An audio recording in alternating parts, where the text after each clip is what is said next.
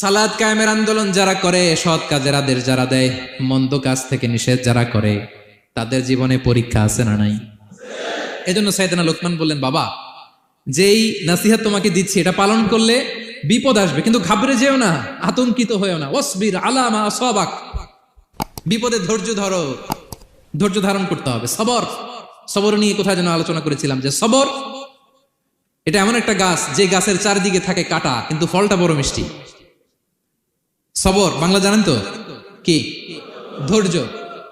ধৈর্য এমন একটা গাছ যে গাছের চারিদিকে কাটা, কিন্তু ফলটা মিষ্টি, সুস্বাদু। এই সুস্বাদু ফল খেতে হলে এই কাটাগুলো সহ্য করতে হবে। ধৈর্য। ছোট্ট ছেলে মেয়েদেরকে ননির পুতুল করে গড়ে তুলবেন না, খবরদার। ওদেরকে কষ্ট সহিষ্ণু করে গড়ে তুলুন। আপনি থাকতেই কষ্ট করা শিখান, তার জীবনটা স্মুথ হবে, তার ক্যারিয়ারটা ব্রাইট হবে, তার ভবিষ্যৎটা সুন্দর হবে। ছেলেমেয়েরা কিছু চাইলেই সাথে সাথে দিবেন না।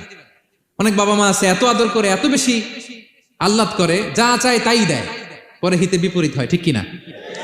ছেলে মেয়েকে অভাব শেখান, ছেলে মেয়েকে কষ্ট শেখান, ওদেরকে সংগ্রাম শেখান, প্রতিকূল পরিবেশে কি করে টিকে থাকতে হয় এটার সবক শেখান। সেদিন লোকমান তাই করলেন, ছেলেদের সবর শিখাইলেন যে বাবা ধৈর্য ধারণ করো, আতঙ্কিত হবে না।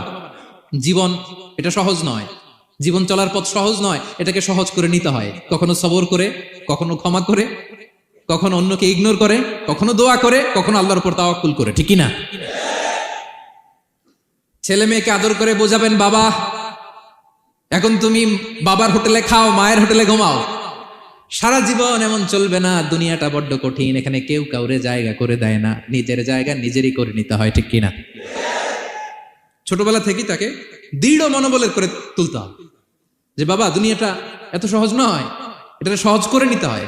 This is the life hacks. এই লাইফ হ্যাক গুলো আপনি শিখাবেন, লাইফ লেসন গুলো শিখাবেন। ধৈর্য ধরো, সৎ কাজের আদেশ দাও, মন্দ কাজের নিষেধ করো। এগুলো করতে গেলে একটু বাধা বিপত্তি আসবে, কিন্তু শেষ হাসিটা তুমি হাসবে, ঠিক না? বিজয় তোমারই হবে। কি বলেন? সময়ই কথা বলে, সময়ই কথা বলে। বিপদে ধৈর্য ধরো। বিশ্বনবী কো আল্লাহ বললেন, ওয়াসবির আলা মা ইয়াকুলুনা ওয়াহজুরহুম হাজরান জামিলা। নবী হে, বিপদে ধৈর্য হারা হবেন না। ভালো সময় সামনে আসছে, মক্কায় আপনারে কষ্ট দেয়, গণক বলে, জাদুকর বলে, পাগল বলে, মদিনাতে বিজয় আপনারই হবে, ঠিক কিনা? ছেলে মেয়ে যেন আশাবাদী হয়ে গড়ে ওঠে, হোপফুল, আতঙ্কিত যেন না হয়। কষ্ট শিখান, ধৈর্য শিখান। আচ্ছা গেল। এরপর তিনি বললেন, ওয়ালা তুসাইর খাদ্দাকা লিন্নাস। ও আমার কলিজার টুকরা সন্তান, ওয়ালা তুসাইর খাদ্দাকা লিন্নাস। অহংকার করে মানুষ থেকে মুখ ফিরিয়ে নিও না। ছেলেরে এবার সোশ্যাল বানানোর চেষ্টা করতেছেন, হ্যাঁ? ওয়ালা তুসাইর খাদ্দাকা লিন্নাস। দেখেন একটার পর একটা, প্রথমে স্রষ্টারে চিনাইলেন, তাই না? এরপরে স্রষ্টার ক্ষমতা সম্পর্কে শিখাইলেন, এরপরে আধ্যাত্মিকতা শিখাইলেন, এরপরে ইবাদত কি সেটা জানালেন, এরপরে তিনি সোশ্যাল এঙ্গেজমেন্ট কিভাবে করবেন, সোশ্যাল রিফর্ম কিভাবে করবেন শিখালেন। এবার মানুষের সাথে কিভাবে মিশতে হয় সেটা শিখাচ্ছেন। মানে পিপল ওরিয়েন্টেড হও। ওয়ালা তুসাইর খাদ্দাকা লিন্নাস। অহংকার করে মানুষের থেকে মুখ ফিরিয়ে নিও না, মুখ ছিটকাবে না। মানুষকে সম্মান করো, মানুষের সাথে মেশো, বি পিপল ওরিয়েন্টেড। আমাদের অনেক ছেলে মেয়েরা মানুষের সাথে মিশতে পারে না। দোষ কার? বাবা মায়ের। শেখায় না। একটা সময় আমাদের মনে আছে, ছোটবেলায় মেহমান আসলে আমরা এত খুশি হইতাম, কি বলেন? মেহমানের কাছে যাইতাম, সূরা শোনাইতাম, কবিতা শোনাতাম, এটা খেলতাম, ওইটা করতাম। যাওয়ার সময় আমাদেরকে টাকা দিয়ে যেত, হায় রে খুশি। এখন দেখবেন টেনে হিসেবে মেহমানের সামনে আনা যায় না। এরকম আছে না নাই? অনেক ফ্যামিলিতে এরকম আছে যে তারা সারাদিন ডিভাইস নিয়ে, এই ডিভাইস আসক্তি এত মারাত্মক পর্যায়ে পৌঁছেছে যে তারা মানুষের সাথে মিশতে পারে না। এই পাবলিক ওরিয়েন্টেশনটা অনেকের নাই, পিপল ওরিয়েন্টেশন নাই। অনেক ছোট বাচ্চা, মেহমান আসছে, তুমি একটু আসো, সালাম দাও, বসো, আসতে চায় না, বসতে চায় না। কারণ ওরা শিখানো হয় না, সারাদিন দিয়ে রাখছে কি হাতে? মোবাইল। এই জন্য ছোটবেলা থেকে আমরা যেন সামাজিক বানাই, বাচ্চাকে যেন শেখাই, বাবা মুরব্বীকে দেখলে সালাম দিতে হবে, কি করতে হবে ওরা শিখাবেন। অনেক সময় ছোট বাচ্চারা না বুঝে দারোয়ানের সাথে খারাপ আচরণ করে, ঘরের কাজের বুয়ার সাথে খারাপ আচরণ করে, ড্রাইভারকে বকা দেয়, আছে না নাই? ভদ্রতা, ডিসেন্ট ম্যানার আপনি শিখান নাই তো, শিখবে কোত্থেকে? এই তো শুরুতেই বললাম যে গরুর পেট থেকে বেরোলে গরু হয়, কিন্তু মানুষের পেট থেকে বেরোলেই ওটা মানুষ হয় না। ওটারে মানুষ বানাতে হয় দিনের পর দিন, মাসের পর মাস, টিউনিং করে, পলিশিং করে, গাইড করে করে মানুষের মতো মানুষ বানাতে হয়। তাহলে ছেলেনে বললেন ওয়ালা তুসাইর খাদ্দাকা লিন্নাস, তোমার চেহারাকে মানুষ থেকে ফিরিয়ে নিও না, গণমুখী হও, মানুষের সাথে মেশো। ছেলে মেয়েদেরকে এটা বলবেন, শহরে থাকলে মাঝে মাঝে গ্রামে নিয়ে যাবেন, কাদার মধ্যে ছেড়ে দিবেন, হাট বেটা, হ্যাঁ, কাদায় ছেড়ে দিবেন, পুকুরে ছেড়ে দিবেন, দৌড়াদৌড়ি করতে করতে তারপরে তারা শিখবে, দেখবে। মাছ, জ্যান্ত মাছ দেখে নাই আমাদের অনেক ছেলে মেয়েরা, আছে না নাই? ওরা ভাবে মাছ বোধহয় ওই ইয়ের মধ্যেই পাওয়া যায়, শপিং মলেই পাওয়া যায়, ফ্রিজের মধ্যে থাকে, এরপরে এটা খাইতে হয়। জ্যান্ত মাছ দেখলে দেখবেন ভয় পেয়ে গেছে, কারণ শেকড়ের সাথে এদের কোনো সম্পর্ক নাই। এরা যেন গণমুখী হয়, শেকড়ের সাথে যেন এদের সম্পর্ক থাকে। লা তুসাইর খাদ্দাকা লিন্নাস, মানুষ থেকে মুখ ফিরিয়ে নিও না। ছেলে মেয়েদের শিখান, মানুষ দেখলে ভয় পেও না, মানুষের কাছে যাও, মানুষের দুঃখ দুর্দশা দূর করার চেষ্টা করো, গণমুখী হও, মানুষকে দেখলে সালাম দাও, মুচকি হাসি দাও, হাত বাড়িয়ে মুসাফা করো, তাহলেই না মানুষের সাথে তুমি মিশবে, শিখবে, জানবে, ঠিক না? এরপরে বললেন ওয়ালা তামশি ফিল আরদি মারাহা, আমার কলিজার টুকরা সন্তান, অহংকার করে রাস্তা দিয়ে হেঁটো না, কারণ ইন্নাল্লাহা লা ইউহিব্বু কুল্লা মুখতালিন ফাখুর, আল্লাহ অহংকারীকে পছন্দ করেন না। এবার বডি ল্যাঙ্গুয়েজ শিখাচ্ছেন ছেলেকে, কিভাবে হাঁটবে। আমাদের অনেক সময় ছেলে মেয়েরা খুবই ভালো, নিষ্পাপ, শুধু ভিতরটা পরিষ্কার হইলে হবে না, আপনার জেস্টারও তো ভালো হইতে হবে। হ্যাঁ, ভিতর ভালো কিন্তু প্রকাশ ভঙ্গি জানে না, আছে না নাই? এটার ইংরেজিতে কি বলে? বডি ল্যাঙ্গুয়েজ বলে, বুঝতে পারছেন? এবার ছেলেকে বডি ল্যাঙ্গুয়েজ শিখাচ্ছে বাবা, হাঁটার সময় এইভাবে হাঁটতে হবে। ওয়ালা তামশি ফিল আরদি মারাহা, অহংকার করে রাস্তা দিয়ে হেঁটো না। এখানে তামশি বলতে শুধু হাঁটাই না, অহংকার করে ড্রাইভ করো না, অহংকার করে হুন্ডা চালিও না, এরকম আছে না নাই? আমাদের ইয়াং ছেলে মেয়েরা হুন্ডা একটা পাইলে এমন আওয়াজ করে তারা চলবে, অসুস্থদের ক্ষতি হয়, ছোট বাচ্চারা ভয় পেয়ে যায়, মাঝরাতে মানুষ লাফ দিয়ে ওঠে ঘুম থেকে, এরকম আছে না নাই? আমাদের সন্তানরা যেন এরকম না হয়। রাস্তা দিয়ে চলতে বিনয়ের সাথে হাঁটতে হবে, ভদ্রভাবে হাঁটতে হবে, কারণ রহমানের বান্দারা অহংকারী হয় না, তারা বিনয়ী হয়, ঠিক কিনা? وعباد الرحمن الذين يمشون على الأرض هونا وإذا خاطبهم الجاهلون قالوا سلاما, রহমানের বান্দারা রাস্তা দিয়ে যখন হাঁটে দাম্ভিকতার সাথে হাঁটে না, অহংকারের সাথে হাঁটে না, বিনয়ের সাথে রাস্তা দিয়ে তারা চলাফেরা করে, ঠিক কিনা? তো ছেলেকে হাতে ধরে ধরে বডি ল্যাঙ্গুয়েজ শিখাচ্ছে, বাবা অহংকার করে হেঁটো না, মানুষের অহংকার সাজে না, অহংকার সাজে একজনের, তিনি কে? অহংকার কার চাদর? আল্লাহ বলে এই চাদর ধরে যদি কেউ টান দেয় ওরে আমি জাহান্নামে নিক্ষেপ করি, ফালা উবালি, আই ডোন্ট কেয়ার, ওরে আমি জাহান্নামে ফেলবো। অহংকার করার কি আছে আমাদের? কিছুই নাই, ঠিক কিনা? ডায়রিয়া যদি হয়, লুজ মোশন যদি হয়, 5 বার টয়লেটে গেলে এরপর চেহারার দিকে তাকানো যায়? বিছানায় পড়ে হা হু করতে শুরু করে, তো কিসের অহংকার আপনার? লুজ মোশন 3 দিন যদি হয়, হায় রে, চেহারার দিকে তাকানো যায় না, সুন্দর চেহারা ফ্যাকাশে হয়ে গেছে, তো এই মানুষের অহংকার করা সাজে না। ছেলেকে বিনয়ী হওয়া শেখাতে হবে, বাবা বিনয়ী হও, তোমার বডি ল্যাঙ্গুয়েজটা সুন্দর করো, তোমার কথা বলায়, তোমার চলনে বলনে সবকিছুতে যেন একটা মাধুর্যতা থাকে, একটা কোমলতা থাকে, শেখানোর দরকার আছে না নাই?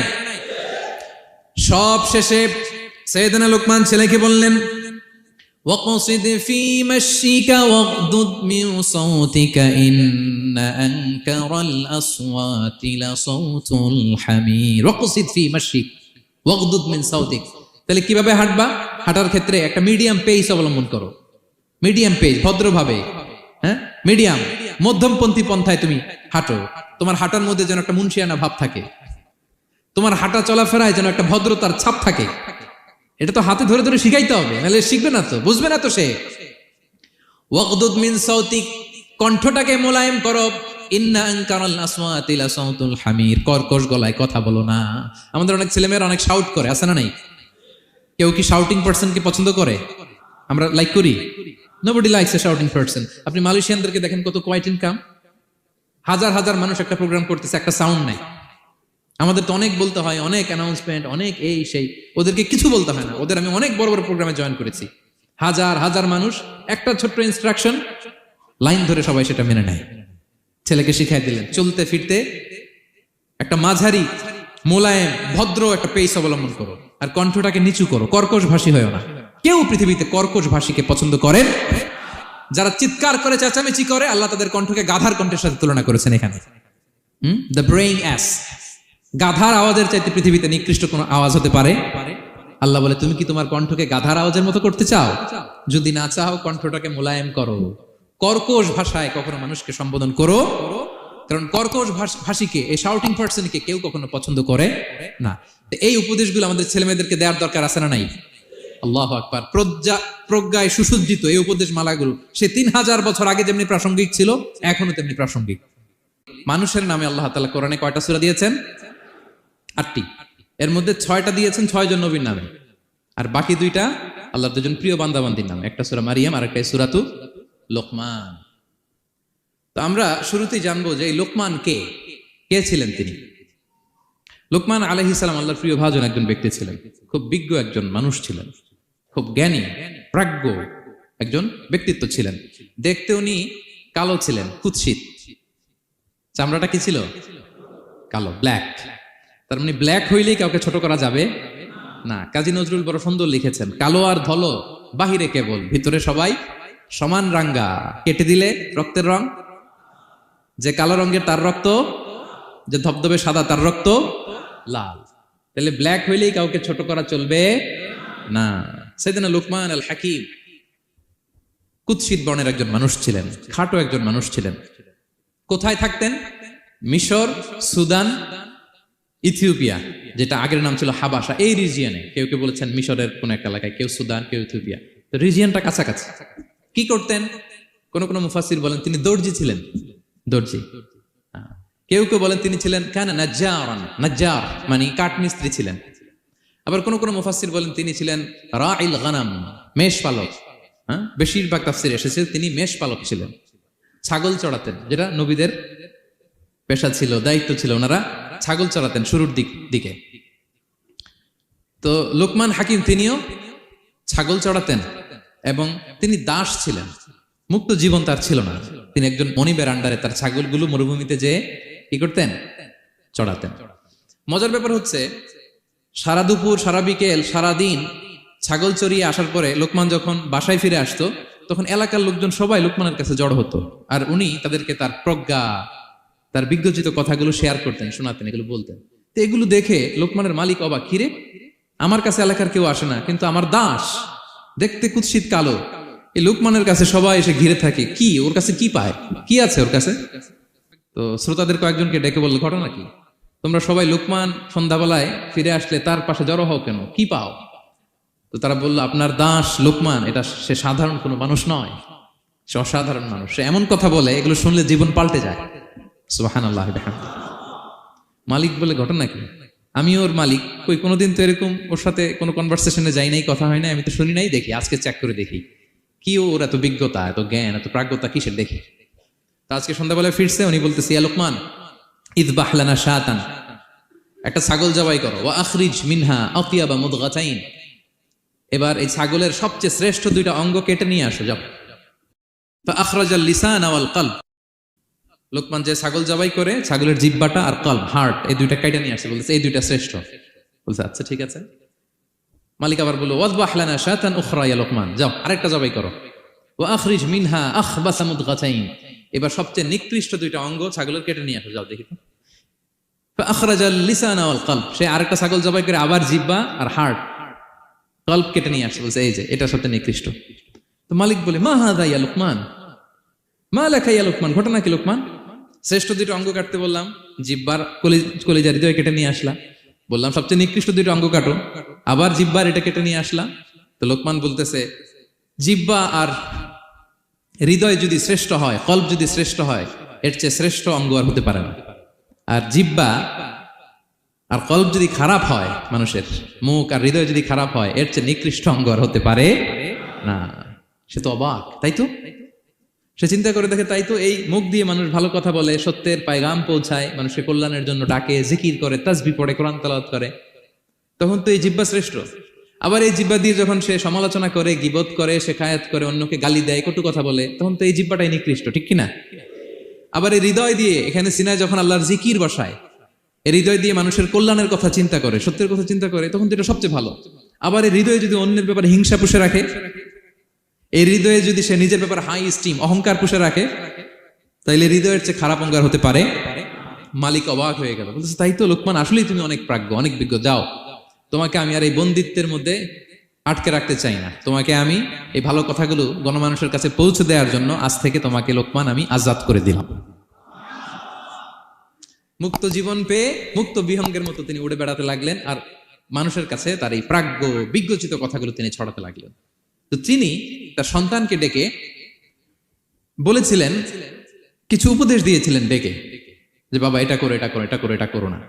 এই তার সন্তানকে এই উপদেশগুলো তিনি যে দিলেন, আল্লাহ তাআলার কাছে এত ভালো লেগেছে, এতই চমৎকার এবং পারফেক্ট মনে হয়েছে, আল্লাহ তাআলা কিয়ামত পর্যন্ত গোটা বিশ্বের সব বাবারা মায়েরা যেন তাদের সন্তানদেরকে এই উপদেশ দিতে পারে, হুবহু লিটারালি ওই কথাগুলো আল্লাহ তাআলা কোরআনের মধ্যে তুলে দিয়েছেন।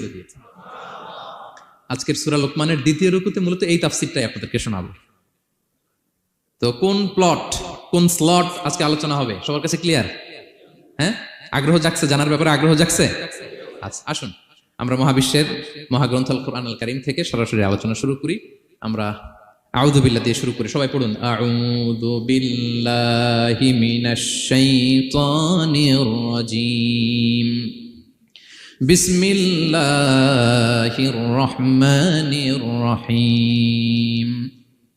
ولقد آتينا لقمان الحكمة أن اشكر لله ومن يشكر فإنما يشكر لنفسه ومن كفر فإن الله غني حميد। সুবহান আল্লাহ পড়েন। আল্লাহ তাআলা বলছেন, ওয়ালাকাদ আতাইনা লুকমানাল হিকমা, আমি লোকমানকে হিকমত দিয়েছি, প্রজ্ঞা দিয়েছি, আর বলেছি আনিশকুর লিল্লাহ, লোকমান আল্লাহ শুকরিয়া করো। ওমান ইয়াশকুর ফাইন্নামা ইয়াশকুরু লিনাফসি, যে আল্লাহ শুকরিয়া করে সে তার নিজের জন্যই করে, এটা নিজের জন্যই ভালো। ওমান কাফারা ফাইন্নাল্লাহা গানিয়ুন হামিদ, আর যে শুকরিয়া করে না, নাশুকরি করে, অকৃতজ্ঞ হয়, তাহলে জেনে রেখো আল্লাহ তাআলা তিনি গানি, অমুখাপেক্ষী, তিনি হামিদ, সদা প্রশংসিত। সুবহানাল্লাহ পড়েন। তাহলে আল্লাহ তাআলা বললেন আমি লোকমানকে প্রজ্ঞা দিয়েছি, হিকমত দিয়েছি। হিকমত, হিকমত শব্দের সাথে আপনারা পরিচিত আছেন না? আমি লোকমানকে হিকমত দিয়েছি, এটা অনেক দামি জিনিস, সবার থাকে না। হিকমত জিনিসটা কি? না, জ্ঞান হচ্ছে নলেজ, আর হিকমা হচ্ছে বাংলায় বলে প্রজ্ঞা, হ্যাঁ, ইংরেজিতে বলে উইজডম। দেখি কেউ বলতে পারে কিনা, একজন আমাকে শোনান দেখি হিকমতটা কি, দেখি কেউ কিছু বলতে পারেন কিনা। হিকমত মানে ক্ষমতা, একজন বলছে। আচ্ছা, আর অলৌকিক সামথিং, আর শক্তি, আর হ্যাঁ এদিক থেকে যোগ্যতা, আর জ্ঞান। ঠিক আছে, আমার ভাইরা চেষ্টা করছে, আলহামদুলিল্লাহ। আচ্ছা, হিকমত আর ইলমের মধ্যে পার্থক্য আছে। হিকমা is something more than knowledge. আজকে শিখে যান, ইলম মানে যেটা জ্ঞান বা নলেজ, নলেজের সাথে যখন কমন সেন্স যুক্ত হয় তখন এটা হিকমা হয়ে যায়। সুবহানাল্লাহ কইতে বললেন না? নলেজ, নলেজ আর common sense, I repeat, knowledge আর কমন সেন্স ইকুয়াল টু হিকমা বা উইজডম। শুধু জ্ঞান থাকলেই হয় না, জ্ঞানটা কিভাবে আপনি অ্যাপ্রোচ করবেন, প্রচার করবেন, প্রেজেন্টেশন করবেন, উপস্থাপন করবেন, এটা জানার দরকার আছে না নাই? অনেকের অনেক জ্ঞান আছে কিন্তু কিভাবে বলতে হয়, কতটুকু বলতে হয় এটা জানে না, তাই না? তাহলে জ্ঞানকে কাজে লাগানোর যে মেকানিজম, যে কর্মকৌশল, এটার নাম হিকমা। আল্লাহ বলেছেন হিকমতের সাথে দাওয়াত দাও, উদউ ইলা সাবিলি রাব্বিকা বিল হিকমা, হিকমতের সাথে দাওয়াত দাও। নামাজ পড়া ফরজ, সবাই জানি না আমরা, এটারে বলে ইলম। কিন্তু নামাজটা কিভাবে পড়তে হয়, রুকু কেমনে দিতে হয়, সেজদা কেমনে করতে হয়, সালাম ফিরায় কিভাবে এটা এক্সিট করতে হয়, এই পুরো মেকানিজমটা জানার নাম হিকমা। তাহলে knowledge plus common sense equal to হিকমা। জ্ঞান আর কমন সেন্স একসাথে যদি হয় এটা উইজডম বা প্রজ্ঞা হিসেবে রিফ্লেক্ট করে। বুঝতে পারছেন? আল্লাহ বললেন আমি লোকমানকে প্রজ্ঞা দিয়েছি। হ্যাঁ, ওমাই ইউতাল হিকমাতা ফাকাদ উতিয়া খায়রান কাসীরা, আর যাকে আমি প্রজ্ঞা দিয়েছি তাকে আমি অনেক কিছু দিয়েছি। সুবহানাল্লাহ পড়ে। আল্লাহ তাআলা যেন আমাদেরকে প্রজ্ঞা দিয়ে ধন্য করে, আমরাও যেন হিকমতের অধিকারী হতে পারি। আল্লাহ তুমি তৌফিক দান করো। তাই জন্য আল্লাহ বললেন ওয়ালাকাদ আতাইনা লুকমানাল হিকমাতা আনিশকুর লিল্লাহ ওয়া মান ইয়াশকুর ফাইন্নামা ইয়াশকুরু লিনাফসি। আমি লোকমানকে হিকমা দিয়েছি মানে প্রজ্ঞা দিয়েছি, আর বলেছি আমি আল্লাহর শুকরিয়া করো। যে শুকরিয়া করে সে তার নিজের জন্যই করে, যে কুফরি করে, অকৃতজ্ঞ হয়, জেনে রেখো আমি আল্লাহ গানিয়ুন হামিদ, আমি গানি, অমুখাপেক্ষী, হামিদ, সপ্রশংসিত। আল্লাহ লোকমানকে বললেন আনিশকুরুলিল্লাহ, আল্লাহর জন্য শুকরিয়া করো। বলেন যদি তোমরা শুকরিয়া করো নেয়ামত বাড়িয়ে দেব। আর যদি কুফরি করো জেনে রেখো আমার আযাব, আমার পানিশমেন্ট, আমার শাস্তি বড় করা। আমি আল্লাহ সব সময় ধরি না, ধরলে ছাড়ি না। ঠিক কি না? ধরে ধরে ধরে না, ধরলে আল্লাহ ছাড়ে না। শুকরিয়া করলে তিনি বাড়াতে থাকে, দিতেই থাকে। শুকরিয়া করবেন তো পাবেন, নিয়ামতে শুকরিয়া করবেন তো পাবেন, করবেন তো পাবেন। তো শুকরিয়া করলে আমাদের লাভ, আমাদের লাভ। হাদিসে কুদসিতে আল্লাহ বলেছেন, এই বানি আদম সবাই মিলে, হ্যাঁ, আলা আতকা কলবি রাজুলিন ওয়াহিদ, তোমরা যদি সবাই সবচেয়ে মুত্তাকি হয়ে যাও, ইবাদতে লুটিয়ে পড়ো সবাই, আমার কিচ্ছু পারবে না। আর তোমরা সবাই যদি আফজারি কলবি রাজুল ওয়াহিদ হও, পাপাচারে ডুবে যাও, আমি আল্লাহর ক্ষমতার 1 ইঞ্চিও কমবে না। তাহলে শুকরিয়া করলে কাদের লাভ? সেটাই আল্লাহ বললেন, শুকরিয়া করলে তোমাদের লাভ। ওমান কাফারা ফা ইন্নাল্লাহা গানিয়্যুন হামিদ, তিনি অমুখাপেক্ষী, অমুখাপেক্ষী, তিনি কারো কাছে ঠেকা না, কিন্তু আমরা তার কাছে ঠেকা। ঠিক কিনা? আমরা বিপদে পড়লে কার কাছে চাই? আল্লাহ কারো কাছে চায়? আমাদের ফরিয়াদ আমরা কার কাছে জানাই? আল্লাহর কি কারো কাছে ফরিয়াদ জানানো লাগে? তিনি গানিয়্যুন হামিদ, অমুখাপেক্ষী, কারো প্রতি তিনি মুখাপেক্ষী নয়। গোটা বিশ্ব তার কাছে প্রার্থনা করে, গোটা বিশ্ব মুখ থুবড়ে তার কাছে পড়ে থাকে, গোটা বিশ্ব লুটিয়ে পড়ে সিজদায় পড়ে তার কাছে রোনাজরি করে, কিন্তু তিনি কারো কাছে কিছু চেতে হয় না। তিনি গানিয়্যুন হামিদ। এরপর আল্লাহ তাআলা সাইয়েদনা লুকমান আলাইহিস সালাম সন্তানকে কি উপদেশ দিলেন এরপরের আয়াত থেকে শুরু করলেন। আল্লাহ তাআলা বললেন, ওয়া ইয ক্বালা লুকমানু লিবনিহি ওয়া হুয়া ইয়াইদুহু ইয়া বুনাইয়া লা তুশরিক বিল্লাহ ইন্নাশ শিরকা লাযুলমুন আযীম। আল্লাহ বললেন, স্মরণ করুন সে সময়ের কথা যখন লোকমান তার সন্তানকে বলেছিল, কি অবস্থায়? ওয়া হুয়া ইয়াইদুহু, ওয়াজ করতেছিল, ছেলেকে নাসিহাত করতেছিল, কাউন্সেলিং করতেছিল। ফ্যামিলিতে এটা খুব জরুরি, নাসিহা করা, একে অপরকে উপদেশ দেয়া। কারণ আদ-দীনু আন-নাসিহা, দিন মানেই কল্যাণ কামনা করা, দিন মানেই অন্যকে কি দেয়া? উপদেশ দেয়া, নাসিহা দেয়া। এটার জন্য আমরা দেই, এজন্য ফ্যামিলি কাউন্সেলিংটা জরুরি। নিজেই হুট করে সব সিদ্ধান্ত নেবেন না, আপনার স্ত্রীর সাথে পরামর্শ করুন, আপনার সন্তানদের সাথে পরামর্শ করুন। দেখেন সাইয়েদনা ইব্রাহিম আলাইহিস সালাম, তিনি স্বপ্নে দেখলেন তিনি ইসমাইলকে জবাই করতেছে। এটা দেখেই ডিরেক্টলি জবাই করতে উদ্যত হলেন না, তিনি ছেলেকে বললেন, ফানজুর মাযা তারা ইন্নী রাআইতু ফিল মানামি আন্নী আযবাহুক। ইসমাইল, আমি স্বপ্নে দেখেছি যে আমি তোমাকে কি করছি? জবাই করছি। ফানজুর মাযা তারা, what's your opinion about it, what do you think about it.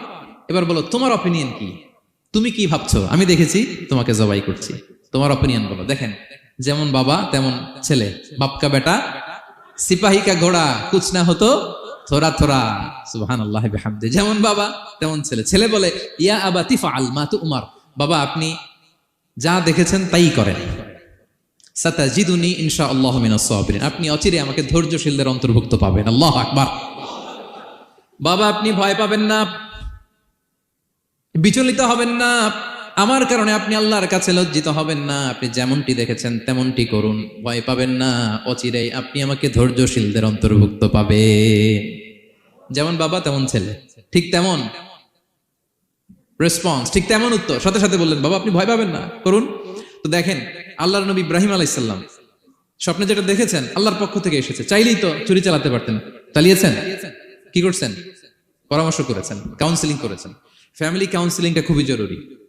This is the first and foremost reminder tonight. আজকের তাফসীর থেকে প্রথম রিমাইন্ডার এটা, যে বাসায় আমরা কাউন্সেলিং করব, বড় কোনো সিদ্ধান্ত নিতে গেলে পরামর্শ করব, যেমনটি নবী আলাইহিস সালাম ওনারা করেছেন। ঠিক কিনা? তাহলে সাইয়েদনা লুকমান আলাইহিস সালাম ছেলেকে উপদেশ দিচ্ছেন, আর উপদেশের ভাষা হতে হবে কোমল। দেখেন এখানে আল্লাহ তাআলা যেটা ব্যবহার করেছেন, ইয়া বুনাইয়া, যারা আরবি জানেন, বুনাইয়া শব্দটা কিন্তু সাধারণ শব্দ না। হ্যাঁ, ইবনুন থেকে বুনাই, মানে খুব আদর করে ছোট্ট বাচ্চাকে আমরা যেটা ডাকি, ও আমার কলিজা টুকরা সন্তান, ও আমার সোনামণি, হ্যাঁ, ও আমার ছোট্ট মণি, ও আমার বাজান, হ্যাঁ, ও আমার আব্বু। আর কি বলেন ছেলে মেয়েদেরকে আপনি? সায়ান। কি এটার মানে কি? হ্যাঁ, ইংরেজিতে বললে ডার্লিং। হ্যাঁ ঠিক আছে, ডার্লিং কিন্তু সবাইরে বলা যায়, মানে যাকে আপনি লাভ করেন, ভালোবাসেন, আপনার ছেলেকে ডার্লিং বলতে পারেন, মেয়েকে বলতে পারেন, আপনার ওয়াইফকে বলতে পারেন, অন্য আবার অন্যান্য নারীদেরকে বলা যাবে না, স্ত্রী পর্যন্ত, হ্যাঁ, কাছের যারা এদেরকে। তো মালয়েশিয়ান ভাষা তো আমি জানি না, মালয়েশিয়াতে যেটা বলে ওইটা দিয়ে ডাকবেন, খুব সোহাগ দিয়ে, আদর দিয়ে। কারণ নাসিহাতের ভাষা খুব কোমল হতে হয়। যে নাসিহাত হৃদয়ে নিংড়ানো মমতা দিয়ে বেরোয়, ওই নাসিহাত অন্যের হৃদয়ে যে টাচ করে। কথা বুঝতে পেরেছেন? যেটা হৃদয় নিংড়ানো ভালোবাসা থেকে বেরোয় নসিহাত, সেটা আপনার ছেলের হৃদয়ে যে টাচ করবে, ক্লিক করবে। আর যদি রেগে মেগে আগুন হয়ে করে ধরেন, নামাজ পড়লি না কেন, এটা করলি কেন, এমনটা হইলো কেন, ও শুনবে? শুনবে না, বিগড়ে যাবে। দেখেন সাইয়েদনা মূসা আলাইহিস সালাম এবং সাইয়েদনা হারুন আলাইহিস সালাম দুজন মিলে যখন ফেরাউনকে দাওয়াত দিতে যাবেন, আল্লাহ বললেন, মূসা তোমার মেজাজ কিন্তু গরম, এই গরম মেজাজ নিয়ে ফেরাউনের দাওয়াত দিলে হবে না। রব্বুল আলামিন বললেন, মূসা তোমার মেজাজ বড্ড গরম, কিন্তু তোমার জিহ্বাটা দিয়েছি আমি নরম, এই নরম জিহ্বা দিয়ে ফেরাউনের দরবারে যে যখন দাঁড়াবা, ফাকুলা লাহু কাওলান লাইয়িনান লাআল্লাহু ইয়াতাযাক্কারু আও ইয়াখশা। সুবহানাল্লাহ পড়েন। ফাকুলা লাহু কাওলান লাইয়িনা, সফট ল্যাঙ্গুয়েজ ইউজ করবা, কোমল ভাষায় দাওয়াত দিবা, নরম ভাষায় সফট করে কোমল করে ভদ্র করে ফেরাউনের কাছে প্রেজেন্টেশন দিবা। হতে পারে তোমার এই সুন্দর প্রেজেন্টেশনের কারণে ফেরাউন দাওয়াত কবুল করে নিতে পারে। দেখেন আমাদের যে অ্যাপ্রোচে ভুল অনেক দায়ীদের, ফেরাউনের মতো কুখ্যাত সন্ত্রাসী এই পৃথিবী আর দেখবে? কথা বলেন না কেন? ফেরাউনের চাইতে বড় গডফাদার, ফেরাউনের চাইতে বড় সন্ত্রাস ডাকাত এই পৃথিবীতে আর দ্বিতীয়টা কেউ এসেছে? তো এই ফেরাউনকে দাওয়াত দেওয়ার জন্য আল্লাহ মুসাকে বললেন, মুসা সফটলি বইলো, কোমল ভাষায় বইলো, একটু মোলায়েম সুরে বইলো, যাতে ওর হৃদয়ে টাচ করে। আর আমরা যাদেরকে খারাপ মনে করি, যাদেরকে আমরা পাপী মনে করি, তারা কি ফেরাউনের চেয়েও খারাপ? হ্যাঁ, তো তাদের কাছে আমরা যখন বার্তা পৌঁছাই, আমরা তো অ্যাগ্রেসিভ হই কেন, আমরা তো অ্যাটাকিং হই কেন, আমরা হিট করে করে কথা বলি কেন? না, দিস ইজ নট দ্য দাওয়া অ্যাপ্রোচ। এইভাবে দাওয়াত দিলে সেই দাওয়াত কোনো ফল বয়ে আনবে না। তো দেখেন আল্লাহ বললেন, ওয়াইদ ক্বালা লুকমানু লিবনিহি ওয়া হুয়া ইয়াইদুহু, স্মরণ করুন সে সময়ের কথা যখন লোকমান তার ছেলেকে বলেছিল, ওয়াজ করে, উপদেশ দিয়ে, নাসিহা করে, ইয়া বুনাইয়া, ও আমার কলিজার টুকরা সন্তান, ও আমার সোনামণি, যত কোমল ভাষায় আপনার ছেলেকে ডাকতে পারেন, এরকম আদর দিয়ে, সোহাগ দিয়ে, হ্যাঁ, মায়া মমতা মাখা মোলায়েম কণ্ঠে ওকে ডাকবেন। ডেকে কি উপদেশ দিলেন দেখেন। সাইয়েদনা লোকমান প্রথম উপদেশ দিলেন, ইয়া বুনাইয়া, আমার সন্তান, লা তুশরিক বিল্লাহ, ও আমার কলিজার টুকরা বাবা, আল্লাহর সাথে তুমি শিরক করো না। প্রথম উপদেশ, খবরদার আমার কলিজার টুকরা সন্তান, আল্লাহর সাথে শরীক করতে যেও না, আল্লাহর সমকক্ষ কাউকে মনে করো না। আল্লাহকে যেমনি বড় মনে করো, আল্লাহকে যেমনি রিজিক দাতা মনে করো, আল্লাহকে যেমনি পালন কর্তা মনে করো, গোটা বিশ্বের কোন সৃষ্টিকে এমন মনে করো না। লা তুশরিক বিল্লাহ, শিরক করো না। প্রথম অ্যাডভাইস দেখেন, প্রথম অ্যাডভাইসটা অনেক গুরুত্বপূর্ণ, সবচেয়ে জরুরিটা আগে বলতে হয়। কি বলেন? আগে বলতেছে লা তুশরিক বিল্লাহ, ও আমার সন্তান, আল্লাহর সাথে শরীক করো না, কারণ ইন্না শিরকা লা যুলমুন আযীম, আল্লাহর সাথে শিরক বড় পাপ, এটা হচ্ছে যুলমুন আযীম, অনেক বড় জুলুম, এটা মহাপাপ, এটা অনেক বড় জুলুম। শিরকের চাইতে বড় জুলুম আর হতে পারে? শিরকের চাইতে বড় জুলুম আর হতে পারে? কারণ এই জুলুম আপনি সৃষ্টি হয়ে করতেছেন কার প্রতি? বুঝে থাকলে উত্তর দেন। এই জুলুম আপনি সৃষ্টি হয়ে কার প্রতি করতেছেন? আল্লাহর প্রতি। জুলুম কারে বলে দেখি, কে বলতে পারে? অত্যাচার আর মানুষের হক নষ্ট করা, মাশাআল্লাহ অনেক চমৎকার, এটা জুলুম। তার মানে অধিকার নষ্ট করা, কি বলেন? অধিকার হরণ করা, এটা হচ্ছে জুলুম। ইনসাফ বিরোধী কাজ করা, এটা জুলুম। এই যে আল্লাহ তাআলা আমাদের সৃষ্টি করলেন, অস্তিত্বহীনতা থেকে তিনি আমাদের অস্তিত্ব দিলেন, আমাদেরকে রিজিক দিলেন, নেয়ামত দিয়ে আমাদেরকে ধন্য করলেন। তো আল্লাহ তাআলার অধিকার ছিল না যে তাকেই আমি সেজদা দিব? এটা তার অধিকার। এটা কার রাইট? আমরা হিউম্যান রাইটস নিয়ে কথা বলি, অ্যানিমাল রাইটস নিয়ে কথা বলি, উইমেন রাইটস নিয়ে কথা বলি। ইবাদতের অধিকারী তিনি, এটা তার অধিকার। তার জন্য আমরা সিজদায় লুটিয়ে পড়বো। তো এই সিজদা আপনি ওদিকে না দিয়ে যদি মাজারে দেন, আল্লাহর অধিকার নষ্ট করছেন না? কথা বলেন, এটা ইনসাফ হইছে? যিনি রিজিক দিল, যিনি সৃষ্টি করলো, যিনি নিয়ামত দিল, তার ইবাদত না করে আপনার মতো আরেকটা সৃষ্টির সামনে আপনি এরকম নমস্ত নমস্ত গান, এটা তার অধিকার হরণ হয়েছে না? এটা ইনসাফ বিরোধী হয়েছে না? এজন্য আল্লাহ বলেছেন, ইন্না শিরকা লা যুলমুন আযীম। শিরকে সবচেয়ে বড় জুলুম বলার কারণ কি? কারণ আপনি সৃষ্টি হয়ে স্রষ্টার উপর জুলুম করেছেন। এর চেয়ে বড় জুলুম আর হতে পারে? এজন্য সাইয়েদনা লুকমান আলাইহিস সালাম বললেন, ইয়া বুনাইয়া লা তুশরিক বিল্লাহ, ও আমার কলিজার টুকরা সন্তান, খবরদার খবরদার, কশিন কালেও আল্লাহর সাথে শিরক করবে না। কারণ শিরক হলো সবচাইতে বড় জুলুম, সবচেয়ে বড় পাপ, সব পাপের বাপ, এর নাম হচ্ছে শিরক। এর চেয়ে বড় পাপ হতে পারে? পাপের জগতে যদি র্যাঙ্কিং করেন, নাম্বার ওয়ান সবাই নাম্বার ওয়ান। আল্লাহ সব মাফ করে দেয়, সব গুনাহ তিনি ক্ষমা করে দেয়, সব পাপকে তিনি চাইলেই মোচন করে দিতে পারেন, শুধুমাত্র কেবলমাত্র শিরকের গুনাহ ছাড়া। ঠিক কিনা? ইন্নাল্লাহা লা ইয়াগফিরু আন ইউশরাকা বিহি ওয়া ইয়াগফিরু মা দুনা যালিকা লিমান ইয়াশা। আল্লাহ তাআলা চাইলে সব গুনাহ তোমার ক্ষমা করে দিতে পারেন, কেবলমাত্র শিরকের গুনাহ ছাড়া। এটা ক্ষমা করে না, কারণ এইটা আল্লাহকে অপমান করার শামিল। ঠিক কিনা? আল্লাহর উদাহরণ বাদ দেই, আপনার বস যে আপনাকে খুব ভালোবাসে, যে আপনাকে স্যালারির বাইরেও আরো অনেক কন্ট্রিবিউশন করে, টাকা দেয়, আদর করে, এই সুবিধা দেয়, ওই সুবিধা দেয়, আপনি উনারে শ্রদ্ধা না দেখাইয়া এই শ্রদ্ধা আপনি অন্যদের দেখান, কিন্তু উনারে শ্রদ্ধা করেন না, উনি এটা মেনে নিবে? কথা বলেন। যে আল্লাহ আপনার জীবন দিলেন, রিজিক দিলেন, সব দিলেন, গোটা জগৎটাই তো তা, সব দেওয়ার পরেও সিজদা যে আপনি কোথায় দেন? হ্যাঁ, মাজারে, দরগায়, বাবার কাছে। এরকম আছে না নাই?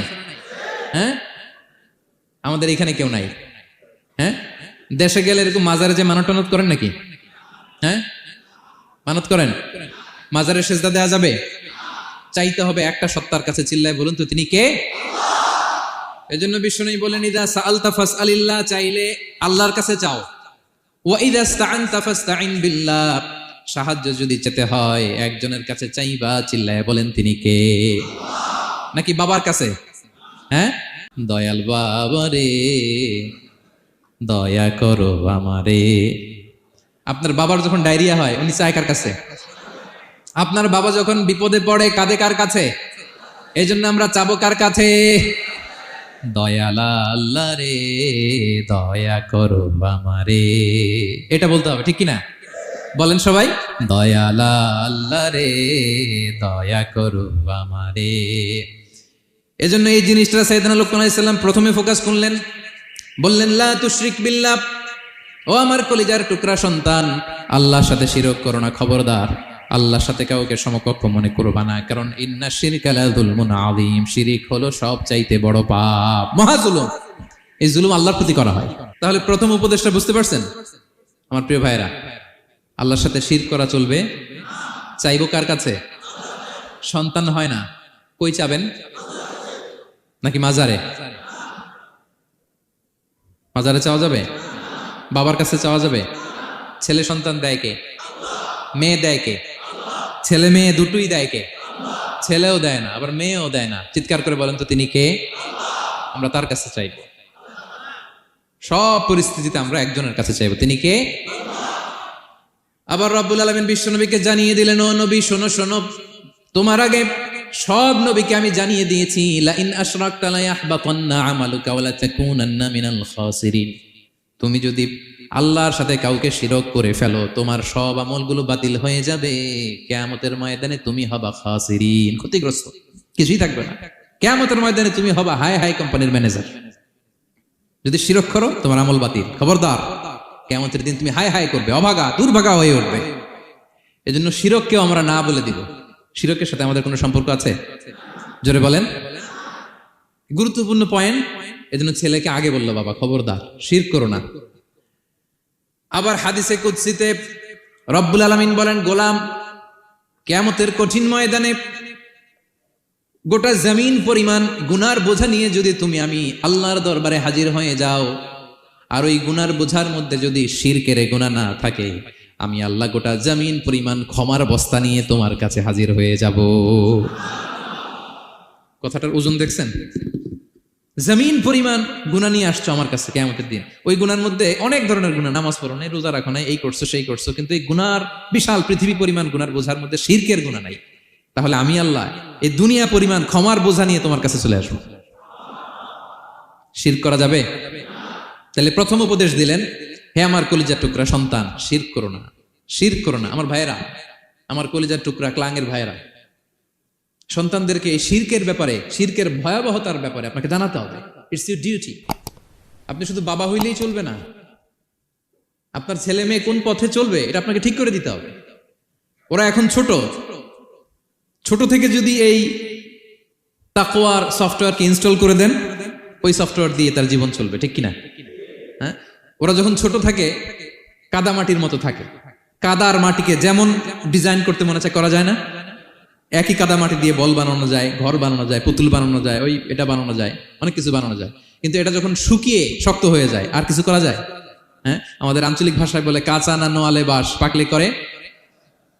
ছোটবেলা থেকেই now this is the high time ওদেরকে এডুকেট করার, এখন মোক্ষম সময়। এটা আপনার রেসপন্সিবিলিটি বাবা হিসেবে করতেই হবে। নতুন প্রজন্মকে আমাদের বাঁচাতেই হবে, ঠিক কি না? মানুষের পেট থেকে বেরোলেই কেউ মানুষ হয় না। গরুর পেট থেকে যেটা বেরোয় এটা গরু, ছাগলের পেট থেকে বেরোলেই ছাগল হয়ে যায়, হাতির পেট থেকে বেরোলেই হাতি হয়ে যায়। কিন্তু মানুষের পেট থেকে একটা কিছু বেরোলেই ওটা মানুষ হয়, ওটার মানুষ বানাতে হয়। কি করতে হয়? মানুষ বানাতে হয়। গরুকে কেউ কোনোদিন বলে না তুই গরুর মতন গরু হ। ছাগলরে কেউ কোনোদিন কইছে যে তুই ছাগলের মতো ছাগল হ। কিন্তু এই মানুষকেই বলা হয় তুমি মানুষের মতো মানুষ হও, মানুষের মতো মানুষ হও। মানুষের মতো মানুষের বড্ড অভাব, ঠিক কি না? তো আমাদের ছেলেমেয়েরা মানুষের মতো মানুষ হোক, আমরা চাই কি চাই না? এই উপদেশগুলো আমাদের দিতে হবে, ওদেরকে জানাতে হবে। ছোট্ট মানুষ অনেক কিছুই বুঝে না, ওদেরকে কোনটা সত্যবাদিতা, কোনটা ন্যায়পরায়ণতা, কোনটা আমানতদারিতা, কোনটা চুরি ধরে ধরে বোঝাতে হয়। আমাদের ছোট্ট সোনামণিরা দেখবেন ছোটবেলায় ওই ছোট অবস্থায় যারা থাকে, ছোট স্কুলে যায় আরেকজনের পেন্সিল ব্যাগে করে নিয়ে আসে। দেখবেন মানে ওরে দিয়েছেন আপনি ব্লু কালারের, ওর এটা ভালো লাগে নাই, ওর ভালো লাগছে পিঙ্ক কালারের একটা, তো আরেকজনের পিঙ্ক কালারের পেন্সিল ব্যাগে করে নিয়ে আসছে, রাবার নিয়ে আসছে। ও খারাপ মনে আনে নাই, কারণ ও জানে না, ও ভাবছে যেটা সুন্দর লাগে ওইটাই মনে হয় আমার। কিন্তু অন্যের জিনিস যে না বলে নিয়ে আসলে এটাকে চুরি বলে, ও এটা জানেই না। তো এগুলো ওদেরকে জানানোর শিখানোর দরকার আছে না নাই?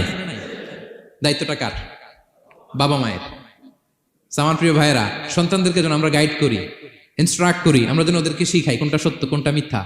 এখন তো এই যে সোশ্যাল মিডিয়ার যুগ, এটা ছাড়া খেতেই চায় না, তাই না? ঘুমাতেই চায় না। সে কি দেখে এটা আপনার জানতে হবে। সে কোথায় যায়, সে কার সাথে মেশে, সে কোন সাইটগুলো ব্রাউজ করে, এটা বাবা হিসেবে জানার দরকার আছে না নাই? প্যারেন্টিং কন্ট্রোলের একটা ব্যবস্থাপনা আছে, আপনি কন্ট্রোল করে দিতে পারবেন। আপনি সাইন করে দিবেন ইউটিউবে আপনার জিমেল দিয়ে, ও কি দেখে আপনি সব চেক করতে পারবেন হিস্ট্রিতে। যুগ যেমন, ওই যুগের মেডিসিনও তেমন, ওইভাবে আপনাকে নিয়ন্ত্রণ করতে হবে। কারণ এই যুগে আমাদের তরুণ শিশু কিশোররা এত এত চ্যালেঞ্জের সম্মুখীন হচ্ছে যেটা আগে কখনো হয় না। The world is changing so fast, it's very difficult to handle our teenagers.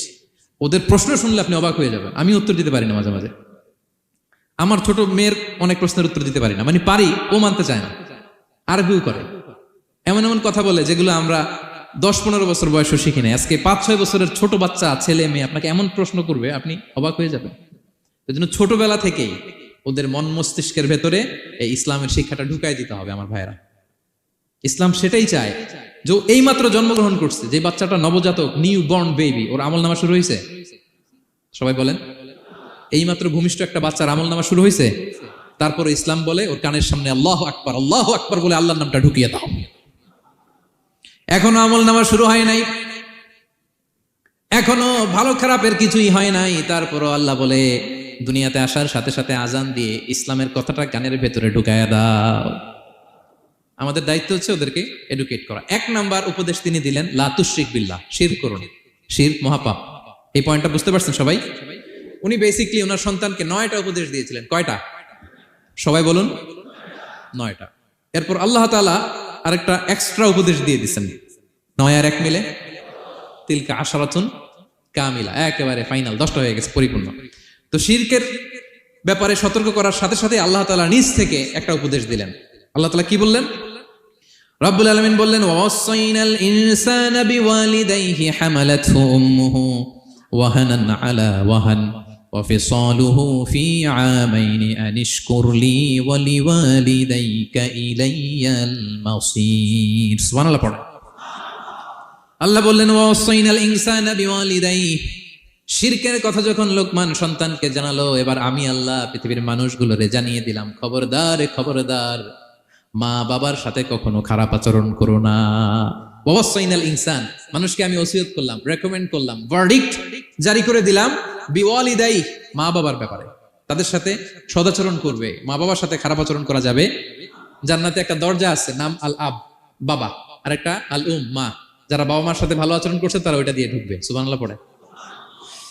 এক লোক বললেন, ইয়া রাসূলুল্লাহ, আমার মাকে কাঁধে করে কাবার চারদিকে ঘুরিয়েছি, তাওয়াফ করিয়েছি, প্রচন্ড রোদের মধ্যে আমার মাকে কাঁধে করে কাবার চারদিকে লাব্বাইক লাব্বাইক বলে অনেকবার ঘুরিয়েছি। ইয়া রাসূলুল্লাহ, আপনি আমাকে বলে দেন, ছোটবেলা যখন আমি আমার মায়ের বুকের দুধ খেয়েছি, ওই দুধের শোধটুকু আদায় হয়েছে কিনা? বিশ্বনবী বললেন, কি প্রশ্ন করলা তুমি? লাউ কাতাতা জিলদাক, তুমি যদি তোমার গায়ের চামড়া কেটে জুতা বানিয়ে দাও, চামড়াটা কেটে শুকিয়ে যদি জুতা বানিয়ে তোমার মায়ের পায়ের নিচে দিয়ে দাও, ছোটবেলায় মায়ের বুকের যে দুধ খেয়েছো, একটা দুধের এক ঢোক দুধ খাওয়ার শোধ আদায় হবে না। এক ঢোক যে দুধ খাইছো ওইটারই শোধ আদায় হবে। খবরদার, খবরদার, বাবা মার ব্যাপারে সাবধান। বিশেষ করে মায়ের সাথে দুজনের কথাই আল্লাহ প্রথমে বললেন, এরপরে বললেন বিশেষ করে মায়ের সাথে, কারণ হামালাতু উম্মুহু, বাবা তোমারে পেটে ধরে নাই, পেটে ধরেছে কে? ওয়াহানান আলা ওয়াহান, 10 মাস 10 দিন বোঝার পরের বোঝা, যন্ত্রণার পরে যন্ত্রণা বাবা সহ্য করে নাই, করেছে কে? এত বড় একটা পেট হয়ে গেছিল, জানেন তো? হ্যাঁ, আল্লাহ। এই পেটটা নিয়ে বারবার কিচেনে যাওয়া লাগছে, এটা নিয়ে টয়লেট করে, এটা নিয়ে গোসল করে, ঘুমাতে পারে না, শুইলে উঠতে পারে না, উঠলে বসতে পারে না। একদিন 2 দিন, 1 সপ্তাহ 2 সপ্তাহ, 10 মাস 10 দিন আমার মাকে এই কষ্ট দিয়েছে। মায়ের কলিজার মাঝখানে লাথি মেরে দুনিয়াতে এসেছে। এরপরে আল্লাহ বললেন, ওয়া ফিসালুহু ফি আমাইন, এখানেই শেষ নয়, দুধ ছাড়াতে লেগেছে 2 বছর। কয় বছর? ও গো মা, তুমি এই ধরনের শ্রেষ্ঠ নেয়ামত, তোমারই পদ তলে রয়েছে জান্নাত। ও গো মা, তুমি এই ধরনের শ্রেষ্ঠ নেয়ামত, তোমারই পদ তলে রয়েছে জান্নাত। ঠিক কিনা? দেখেন আল্লাহ মর্যাদা কোথায় বাড়ালো। আমাদের দুনিয়ার পুরুষ মানুষদের পায়ের নিচে থাকে জুতা, জুতার নিচে বালু, কার্পেট কিংবা ফ্লোর। আর আল্লাহ বলে, দুনিয়ার এক একটা মায়ের পায়ের নিচে আমি জান্নাত দিয়ে রেখেছি। এই পৃথিবীটারে 100 বার বিক্রি করলে জান্নাতের একটা চেয়ারের দাম হবে? বুঝে শুনে উত্তর দিবেন। এই পৃথিবীটাকে, পৃথিবীর যে সম্পদ, এটা এস্টিমেশন করে, হ্যাঁ, 1000 বার বিক্রি করলে যে দামটা হবে, ওই দাম দিয়ে জান্নাতের একটা চেয়ারের দাম হবে? এই পৃথিবীরে 10,000 কোটি বার বিক্রি করলে যেই অ্যাসেট হবে, যে অ্যামাউন্ট হবে, ভ্যালিউ হবে, ওই দাম দিয়ে জান্নাতের একটা টেবিলের দাম হবে? আর যেই জান্নাত, পুরো জান্নাতটা মায়ের পায়ের নিচে পড়ে আছে, ওই পা দুইটার দাম কত? সুবহানাল্লাহ পড়বেন না? মা বাবার দোয়া অনেক বড় দোয়া। কখনো যেন আমরা বেয়াদবি না করি, কখনো যেন তাদের মনে কষ্ট না দেই, সবসময় যেন তাদের কাছ থেকে দোয়া নেই। পারা যাবে? এটা আল্লাহ তাআলা ঢুকিয়ে দিলেন। তাহলে সাইয়েদনা লোকমান প্রথমে বলল, বাবা শিরক করো না। এরপরে রব্বুল আলামিন বললেন, শিরকের পরে তোমাদের সবচাইতে বড় দায়িত্ব, যে বাবা মা তোমাদের জন্য এত কষ্ট করেছে, তাদের সাথে খারাপ আচরণ করো না। 2টা হয়ে গেল। কয়টা? আওয়াজ করে বলেন, কয়টা? 3 নম্বরে সাইয়েদনা লোকমান আলাইহিস সালাম ছেলেকে বললেন, ইয়া বুনাইয়া ইন্নাহা ইন তাকু মিসকালা হাববাতিন মিন খারদালিন ফাতাকুন ফি সখরাতিন আও ফিস সামাওয়াতি আও ফিল আরদি ইয়াতি বিহাল্লাহ ইন্নাল্লাহা লাতীফুন খাবীর। 3 নম্বরে সাইয়েদনা লোকমান বললেন, বাবা সরিষার দানা পরিমাণ কোনো ভালো কাজ যদি তুমি করো, কিংবা খারাপ কাজ যদি তুমি করো, সেটা যদি মাউন্ট এভারেস্টের উপরে উঠে করো, কোনো খারাপ কাজ, আও ফিস সামাওয়াতি মহাশূন্যে যেয়ে যদি করো, আও ফিল আরদে জমিনের অতল গহ্বরে কোনো সুড়ঙ্গ বানিয়ে সেখানেও যেয়ে যদি কোনো পাপ করো, ইয়াতি বিহাল্লাহ, সেটাও আল্লাহ নিয়ে আসবে। কোনো পাপ বা কোনো ভালো কাজ আকাশে উঠে, পাহাড়ে উঠে, কিংবা সুড়ঙ্গ করে জমিনের ভিতরে ঢুকেও যদি করো, কিয়ামতের দিন আমলনামায় সেটা দেখতে পাবো। সুবহানাল্লাহ পড়বেন না? কারণ ইন্নাল্লাহা লাতীফুন খাবীর, তিনি হলেন লাতীফ, সূক্ষ্মদর্শী। যত ছোট কাজই করো না কেন, তার চোখে ফাঁকি দেওয়া যায়? তার মানে 3 নাম্বার উপদেশে সাইয়েদনা লোকমান তার ছেলেকে আল্লাহর শক্তি, আল্লাহর ক্ষমতার ব্যাপারে একটা ধারণা দিচ্ছেন। নিজের ছেলেকে তার রবকে চিনাইতে হবে। আমাদের রবকে আমাদের চিনার দরকার আছে না নাই? ছেলেকে বোঝাবেন, বাবা ওই যে তুমি মসজিদে আমার সাথে যে সেজদা দাও, কারে দাও জানো? তিনি কত বড়, তিনি কত বিশাল ক্ষমতার অধিকারী। তুমি সামান্য কোনো ভালো কাজ কিংবা খারাপ কাজ, এটা যদি মহাশূন্যে উঠেও করো, পাহাড়ের চূড়ায় গিয়েও যদি করো, জমিনকে ফেড়ে সুরঙ্গের ভেতরে ঢুকেও যদি করো, তার চোখকে কঠিন কালেও ফাঁকি দেয়া যাবে।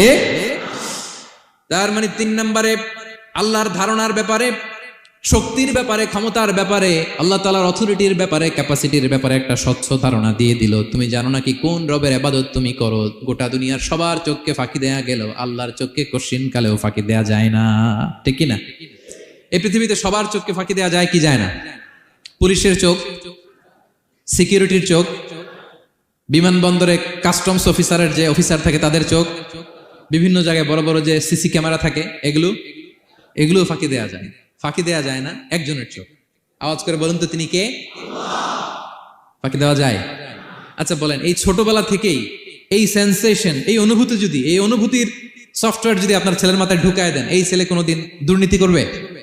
খাদ্যে ভেজাল দিবে? মাছে ফরমালিন দিবে? প্রতিবেশীকে কষ্ট দিবে? অনিয়ম করবে? অন্যের অধিকার হরণ করবে না। এজন্য ছোটবেলা থেকেই তার রবকে চিনায় দিতে হবে, রবকে চিনায় দিতে হবে। 3 নম্বরের ছেলেকে তিনি বললেন, বাবা, অতি ক্ষুদ্র ভালো কাজ কিংবা খারাপ কাজ যেখানেই করো না কেন, কিয়ামতের দিন সেটা তুমি দেখবা। তার মানে তখন থেকে সে বুঝবে, আমি যাই করি না কেন, ভালো করলে এটার একটা প্রতিদান, একটা রিওয়ার্ড আমি পাবো, ঠিক না? আর খারাপ যদি করি, এটার শাস্তি আমাকে ভোগ করতেই হবে। আল্লাহর সুপ্রিম কোর্টের কাঠগড়ায় আমাকে দাঁড়াতেই হবে। নিক্তি পাল্লা, মাওয়াজিন আল কিসত, ন্যায়ের মানদণ্ড আল্লাহ সেদিন স্থাপন করবেন। আমরা যেটা মিজানের পাল্লা বলি, এটা মূলত ন্যায়ের মানদণ্ড। সামান্য ক্ষুদ্রতে ক্ষুদ্র জিনিস দিলেও ওইখানে টের পাওয়া যায়। সুবহানাল্লাহ পড়েন। আচ্ছা, আমরা যে চাল কিনি, ডাল কিনি, ধরেন 10 কেজি চালের একটা বস্তা কিনছি, দেখবেন যে অনেক সময় মাপটা একুরেট হয় না। 10 কেজির চেয়ে হয়তো একটু বেশি অথবা হয়তো একটু কম, এরকম হয় না অনেক সময়? 5 কেজি কিনছেন এক দোকান থেকে, আরেক জায়গায় যে ভালোভাবে মাপ দিয়ে দেখবেন যে একটু বেশি হয়েছে অথবা একটু কম হয়েছে, ঠিক কিনা? আল্লাহ যে মিজানের পাল্লা সেদিন বসাবেন, ওইখানেও তো এরকম হবে। ক্ষুদ্রাতি ক্ষুদ্র, যাররা তথা অনুপরিমাণ ভালো যদি করো, সেটাও সেদিন নিক্তি পাল্লায়, মিজানের দাড়ি পাল্লায় দেখতে পাবা। ক্ষুদ্রাতি ক্ষুদ্র খারাপও যদি করো, সেদিনও মিজানের পাল্লায় সেটা তুলে দিবে কে? যাররা মানে খুবই ক্ষুদ্র। কতটুকু ক্ষুদ্র আমি উদাহরণ দিয়ে বুঝাই। শীতের সকালে টিনের ঘরে যারা কোনোদিন থেকেছেন, এখানে তো শীত নাই, মালয়েশিয়াতে সারা বছর গরম। শীতের সিজনের কথা মনে আছে তো আপনাদের? না মালয়েশিয়া থাইকে সব ভুলে গেছেন? শীতকাল মনে আছে? হ্যাঁ, শীতের সকালে টিনের ঘরে যদি কখনো থাকেন, দেখবেন যে টিনের ঘরে ছিদ্র থাকে, ওই ছিদ্র দিয়ে সূর্যের আলো ঢোকে, রশ্মি। মনে পড়ছে? শীতের সকাল, টিনের ছিদ্র দিয়ে দেখবেন চিকন একটা সূর্যের রশ্মি ঢুকছে। ওইটার কাছে গেলে দেখা যায় সামান্য ধুলাবালি, কেমন যেন ডাস্ট উড়ে এটার মধ্যে। অন্যদিকে কিন্তু দেখা যায় না, এদিকে নাই। কিন্তু ওই ছিদ্রটার কাছে গেলে দেখা যায় আলো যেদিক থেকে পড়ছে নিচ পর্যন্ত পুরোটার মধ্যে ধুলিকণা। আসলে ধুলিকণা কি শুধু এদিকেই না, পুরা ঘরেই আছে। ওইদিকে আলো পড়ছে, ওইটা দেখা যায়। ওই যে ছোট্ট সূর্য রশ্মির মধ্যে কাছে গেলে যে ছোট্ট ছোট্ট ধুলিকণা দেখা যায়, ওইটার নাম হচ্ছে যাররা। যাররা ফামাইয়া আমাল মিসকালা যাররাতিন খাইরা ইয়ারা। এই ধুলিকণার ডাস্টের যাররা পরিমাণ ভালো করলে সেটাও দেখতে পাবা, আবার যাররা পরিমাণ খারাপ করলে সেদিন কিয়ামতের ময়দানে মিজানের পাল্লায় সেটাও দেখতে পাবা। পড়েন সুবহানাল্লাহ। তার মানে 3 নম্বরে ছেলেকে আল্লাহর শক্তি আর সম্ভাবনা সম্পর্কে সতর্ক করলেন, জানান দিয়ে বললেন, বাবা, যেটাই করো না কেন, সবার চোখকে ফাঁকি দেওয়া যায় না, একজনের চোখ, তিনি কে? কয়টা গেল উপদেশ? সবাই বলুন তো কয়টা? 3টা। 4 নম্বরে লোকমান আলাইহিস সালাম বললেন, ইয়া বুনাইয়া আকিমিস সালাহ, ও আমার সন্তান, 4 নম্বরে উপদেশ হলো তোমাকে নামাজ কায়েম করতে হবে। নামাজ, সবার আগে নামাজ। কাজকে বলে দাও আমার নামাজ আছে, নামাজকে বলো না কাজ আছে, ঠিক কি না? সালাত কায়েম করো, সালাতে কায়েম করো, হবে জান্নাতি তুমি, হবে জান্নাতি তুমি, দিবে কাল হাসরে শীতল ছায়া আরশে আজিম, রাব্বিয়াল আলা রাব্বিয়াল আযীম, রাব্বিয়াল আলা রাব্বিয়াল আযীম। সুবহানাল্লাহ পড়ে। 4 নম্বরে আকিমিস সালাহ, ও আমার কলিজার টুকরা সন্তান, নামাজ কায়েম করো। নামাজ কিয়ামতের ময়দানে সর্বপ্রথম যে জিনিসটার হিসেব আল্লাহ চাইবেন, ওটা কি? সবাই বলেন একসাথে, সেটা কি? বিশ্বনবী ইন্তেকালের আগে বললেন, আস-সালাত আস-সালাত ওয়া মা মালাকাত আইমানুকুম, ও আমার উম্মতেরা, নামাজ। বিশ্বনবীর রূহ বের হয়ে যাবে, মালাকুল মউত চলে আসলো, এখনই রুহু মুবারক কবজ করে নিয়ে যাবে। অন্তিম মুহূর্তে গোটা উম্মার জন্য বিশ্বনবী যে মেসেজটা ড্রপ দিয়ে গেলেন সেটার নাম হলো নামাজ। সালাত, আসসালাত, উম্মতেরা নামাজ নষ্ট করো না, নামাজ নষ্ট করো না। আউয়ালু মা ইউহাসাবু বিহিল আবদু ইয়াউমাল কিয়ামাতি আস-সালাহ। কিয়ামতের ময়দানে সর্বপ্রথম আল্লাহ যে জিনিসটার হিসাব চাইবেন সেটা কি? ফাইন সলুহাত সলুহা সাইরু আমালি। এটা যদি ঠিক হয়ে যায় পুরো আমলনামা ঠিক হয়ে যাবে। ওয়া ইন ফাসাদাত ফাসাদা সাইরু আমালি। নামাজের হিসাব দিতে যেয়ে যদি আপনার গন্ডগোল লেগে যায়, আপনার পুরো আমলনামাটারে গন্ডগোল করে দিবে কে? এজন্য সবার আগে সালাত। ছেলেকে বোঝাবেন, বাবা নামাজ কায়েম করো। তার মানে একা একা পড়ো না জামাতে পড়ো। নামাজ পড়া আর কায়েম করায় পার্থক্য আছে। একা একা পড়া যায় কিন্তু একা একা কায়েম করা যায়? বলেন। তার মানে বাবা একা একা নামাজ পড়ো না, জামাতে পড়ো। বিকেল বেলায় তোমার বন্ধুকে নিয়ে খেলার মাঠে যখন ক্রিকেট খেলতে খেলতে মাগরিবের সময় হয়ে যায়, একা একাই মসজিদে যাবা না, তোমার বন্ধুরেও নিয়ে যাবা। একা একা জান্নাতে গেলে মজা আছে? সবাই মিলে একসাথে গেলে কেমন হয়? হ্যাঁ, সবাই মিলে একসাথে জান্নাতে যাওয়া লাগবে না? তার মানে ছেলেরে বোঝালেন, বাবা একা একা নয়, সবাইকে নিয়ে নামাজ পড়ো বাপ, জামাতে পড়ো বাপ। গোটা সমাজটারে মুসল্লি সমাজ বানাবা, এটার নাম হচ্ছে ইকামাতুস সালাহ। ছেলেকে বললেন আকিমিস সালাহ, ও আমার কলিজার টুকরা বাজান নামাজ কায়েম করো। বিষ্ণু ঈসা ইসলাম বললেন মুরু সুবিয়ানাকুম বিস-সালাতি ওয়া হুম আবনাউ সাব'উ সিনিন। তোমাদের ছেলে মেয়েদের বয়স যখন 7 হয় তখন থেকে নামাজের আদেশ করো। ওয়াদরিবুহুম আলাইহা, আর তাদেরকে শাসন করো। ওয়াদরিবুর অনেক অর্থ হতে পারে। শাসন করো, একটু রূঢ় আচরণ করো, প্রয়োজনে মৃদু প্রহার করো। যখন তাদের বয়স হয়ে যায় 10, বয়স হয়ে যায় 10 কিংবা তার উপরে, আমাদের ছেলে মেয়ে আছে বয়স, দেখি কয়জন আছে দেখি 10 বছরের। হ্যাঁ দেখছেন, কঠোর হইতে হবে আপনাদের যদি নামাজ না পড়ে। হাত নামান। 7 পর্যন্ত নিয়ে যাবেন সাথে করে। বয়স যখন 7 হয়, বারবার যখন সালাতের কথা বলবেন সাথে করে নিয়ে দাঁড়াবেন। জুমার দিন মসজিদে নিয়ে যাবেন, মাঝে মাঝে নামাজে নিয়ে যাবেন।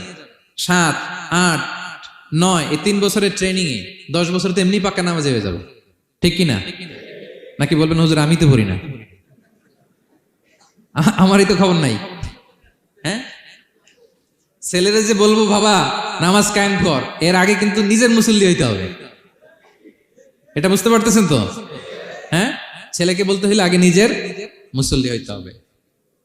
নামাজের ব্যাপারে নো কনসিডারেশন, কোনো ছাড় নাই। সালাত আপনাকে পড়তেই হবে যে কোনো পরিস্থিতিতে। এজন্য 7 বছর বয়স থেকে বিশ্বনবী ওয়ার্নিং দিতে বলেছেন। 10 বছর বয়স হলে প্রয়োজনে রূঢ় আচরণ করো, শাসন করো, প্রয়োজনে মৃদু প্রহার করো। খবরদার, খবরদার। একসাথে মাঝে মাঝে নিজেরাও ঘরে পড়বেন। মসজিদে তো যাবেনই, বাইরে বৃষ্টি, যেতে পারছেন না, নিজেই ইমাম হয়ে দাঁড়ায় যান। আপনার ছেলে 2 জন আপনার পিছনে দাঁড়াবে, আপনার স্ত্রী আর মেয়েরা তার পরের কাতারে দাঁড়াবে। হ্যাঁ, নারী পুরুষ একই কাতারে দাঁড়াতে পারে না। অথবা আপনার ছেলেটার ইমাম বানায় দেন, ও নামাজ পড়াইতেছে আপনারা পড়তেছেন, ভালো লাগবে না? A family that prays together stays together, ইংরেজিতে একটা কথা বলে। A family that prays together stays together. যে ফ্যামিলি একসাথে নামাজ পড়ে এই ফ্যামিলি একসাথে টিকে থাকে শান্তিতে অনেক দিন। ঠিক কিনা? এজন্য ঘরে মাঝে মাঝে জামাতে নামাজ পড়বেন, ঘরটারে বরকত দিয়ে পূর্ণ করে দিবে কে? এজন্য সাইয়েদনা লোকমান বললেন আকিমিস সালাহ, আমার কলিজার টুকরা সন্তান নামাজ, নামাজ নষ্ট করো না, নামাজ নষ্ট করো না। অনেক ফ্যামিলি আছে, অনেক ফ্যামিলি নিজেও নামাজি, ছেলে মেয়েদেরকেও নামাজের কথা বলে পড়ায়। জোহর পড়তে দেয়, আসর পড়তে দেয়, মাগরিব পড়তে দেয়, এশা পড়তে দেয়, ফজর পড়তে দেয় না। ফজর নিয়ে টেনশন নাই, কেন? বলতেছে ঘুমায় হুজুর। কি করে? আমার কলিজার টুকরা সন্তান ঘুমায় হুজুর, কাঁচা ঘুম কেমনে ভাঙ্গাই? আচ্ছা, ফজরের সময় যদি আপনাদের কন্ডোমিনিয়ামে আগুন লাগে কি করবেন? ফজরের সময় লাগছে আগুন, আর একটু ঘুমাক, কাঁচা ঘুম। হ্যাঁ বলবেন, বলবেন, কথা বুঝে নাই বোধহয়। যে বাবা মারা মনে করে সকালে কিভাবে ডাকি, উঠতে চায় না হুজুর, কাঁচা ঘুম, কষ্ট হয়ে যায়। ফজরের সময় যদি আগুন লেগে যায় আপনার ঘরে কি করবেন? আর একটু ঘুমাক, কাঁচা ঘুম। দুনিয়ার আগুন থেকে নিজের সন্তানকে বাঁচানোর জন্য যেমনি ডেকে ওঠান, দুনিয়ার আগুন থেকে রক্ষা করার জন্য যেমনি ডাকেন উঠায় নিয়ে আসেন, জাহান্নামের কঠিন আগুন থেকে বাঁচানোর জন্য ফজরের সময়ও ডাকার দরকার আছে না নাই? দুনিয়ার আগুনের চেয়ে কমপক্ষে 70 গুণ বেশি তেজওয়ালা। হ্যাঁ, বিষ্ণু বলেন নারুকুম তুকিদুন, যে আগুন দিয়ে কিচেনে রান্না করো জাহান্নামের আগুন কিন্তু এই আগুন নয়। জাহান্নামের আগুন দুনিয়ার আগুনের চাইতে কমপক্ষে 70 গুণ বেশি তেজ বলা। তাহলে ফজরের সময় ডাকবেন তো ছেলে মেয়েকে, হ্যাঁ, নিজেও পড়বেন, ছেলে মেয়েদেরকেও ডাকবেন। আকিমিস সালাহ। 4 নম্বরে বললেন বাবা নামাজ কায়েম করো, নামাজ ছেড়ে দিও না। 5 নম্বরে বললেন ওয়ামুর বিল মারুফ, ভালো কাজের আদেশ করো। 6 নম্বরে বললেন ওয়ানহা আনিল মুনকার, খারাপ কাজ থেকে নিষেধ করো। দেখেন কি বাবা ছিল সাইয়েদনা লোকমান। ছেলের বললেন নামাজ পড়ার পরে বললেন ওয়ামুর বিল মারুফ, ভালো কাজের আদেশ করবা, ভালো কাজের আদেশ করো। ওয়ানহা আনিল মুনকার, মন্দ কাজ থেকে নিষেধ করো। আমরা অনেকে নিজেরাই ভালো করি, নিজেরাই ভালো কাজ করি, অন্যদেরকে বলি না, এরকম আছে না নাই? সমাজে পাপ হলে, অন্যায় হলে আমরা কথা বলতে চাই না, এরকম আছে না নাই? নিজেই নামাজ পড়বে চোখ বন্ধ করে, তাসবিহ পড়তে থাকে, কিন্তু মুসলিম উম্মার উপর কারবালা হয়ে যাচ্ছে, তার কোনো টেন নাই, এরকম আছে না নাই? গোটা বিশ্বে মুসলমানদের উপর দিয়ে কি যাচ্ছে, সমাজে কি চলছে তার কোনো আন্দাজ নাই, খোঁজ খবর নাই, শুধু নিজেই জিকির করে, এরকম আছে না নাই? না, আযাব আসলে, গজব আসলে শুধু এই কাফের মুশরিকদেরই মারে না, মুমিনদেরও মারে, ঠিক কিনা? আল্লাহ বলে ওই আযাবকে ভয় করো, ওয়াত্তাকু ফিতনাতাল লা তুসিবান্নাল্লাযীনা যালামু মিনকুম খাসসা। ওই আযাবকে ভয় করো, এই শাস্তিকে ভয় করো, যে শাস্তি যখন আমি পাঠাই ওই শাস্তি দিয়ে শুধু জালেমদেরকে মারি না, আলেমদেরকেও মারি, ঠিক কিনা? কারণ তুমি আলেম হয়ে বসেছিলে কেন? তুমি সমাজকে বাঁচাও নাই কেন? শুধরে দাও নাই কেন? শুদ্ধাচারের অভিযানে তুমি নামো নাই কেন, ঠিক কিনা? তুমি একা একা জিকির করে তোমার আল্লাহর ওলি হইতে বলছে কে? গোটা সমাজকে তোমার বাঁচাতে হবে। একটা জাহাজ 2 তলা, আপনি আছেন 2য় তলায়, নিচতলায় একদল লোক জাহাজের তলা ছিদ্র করতেছে।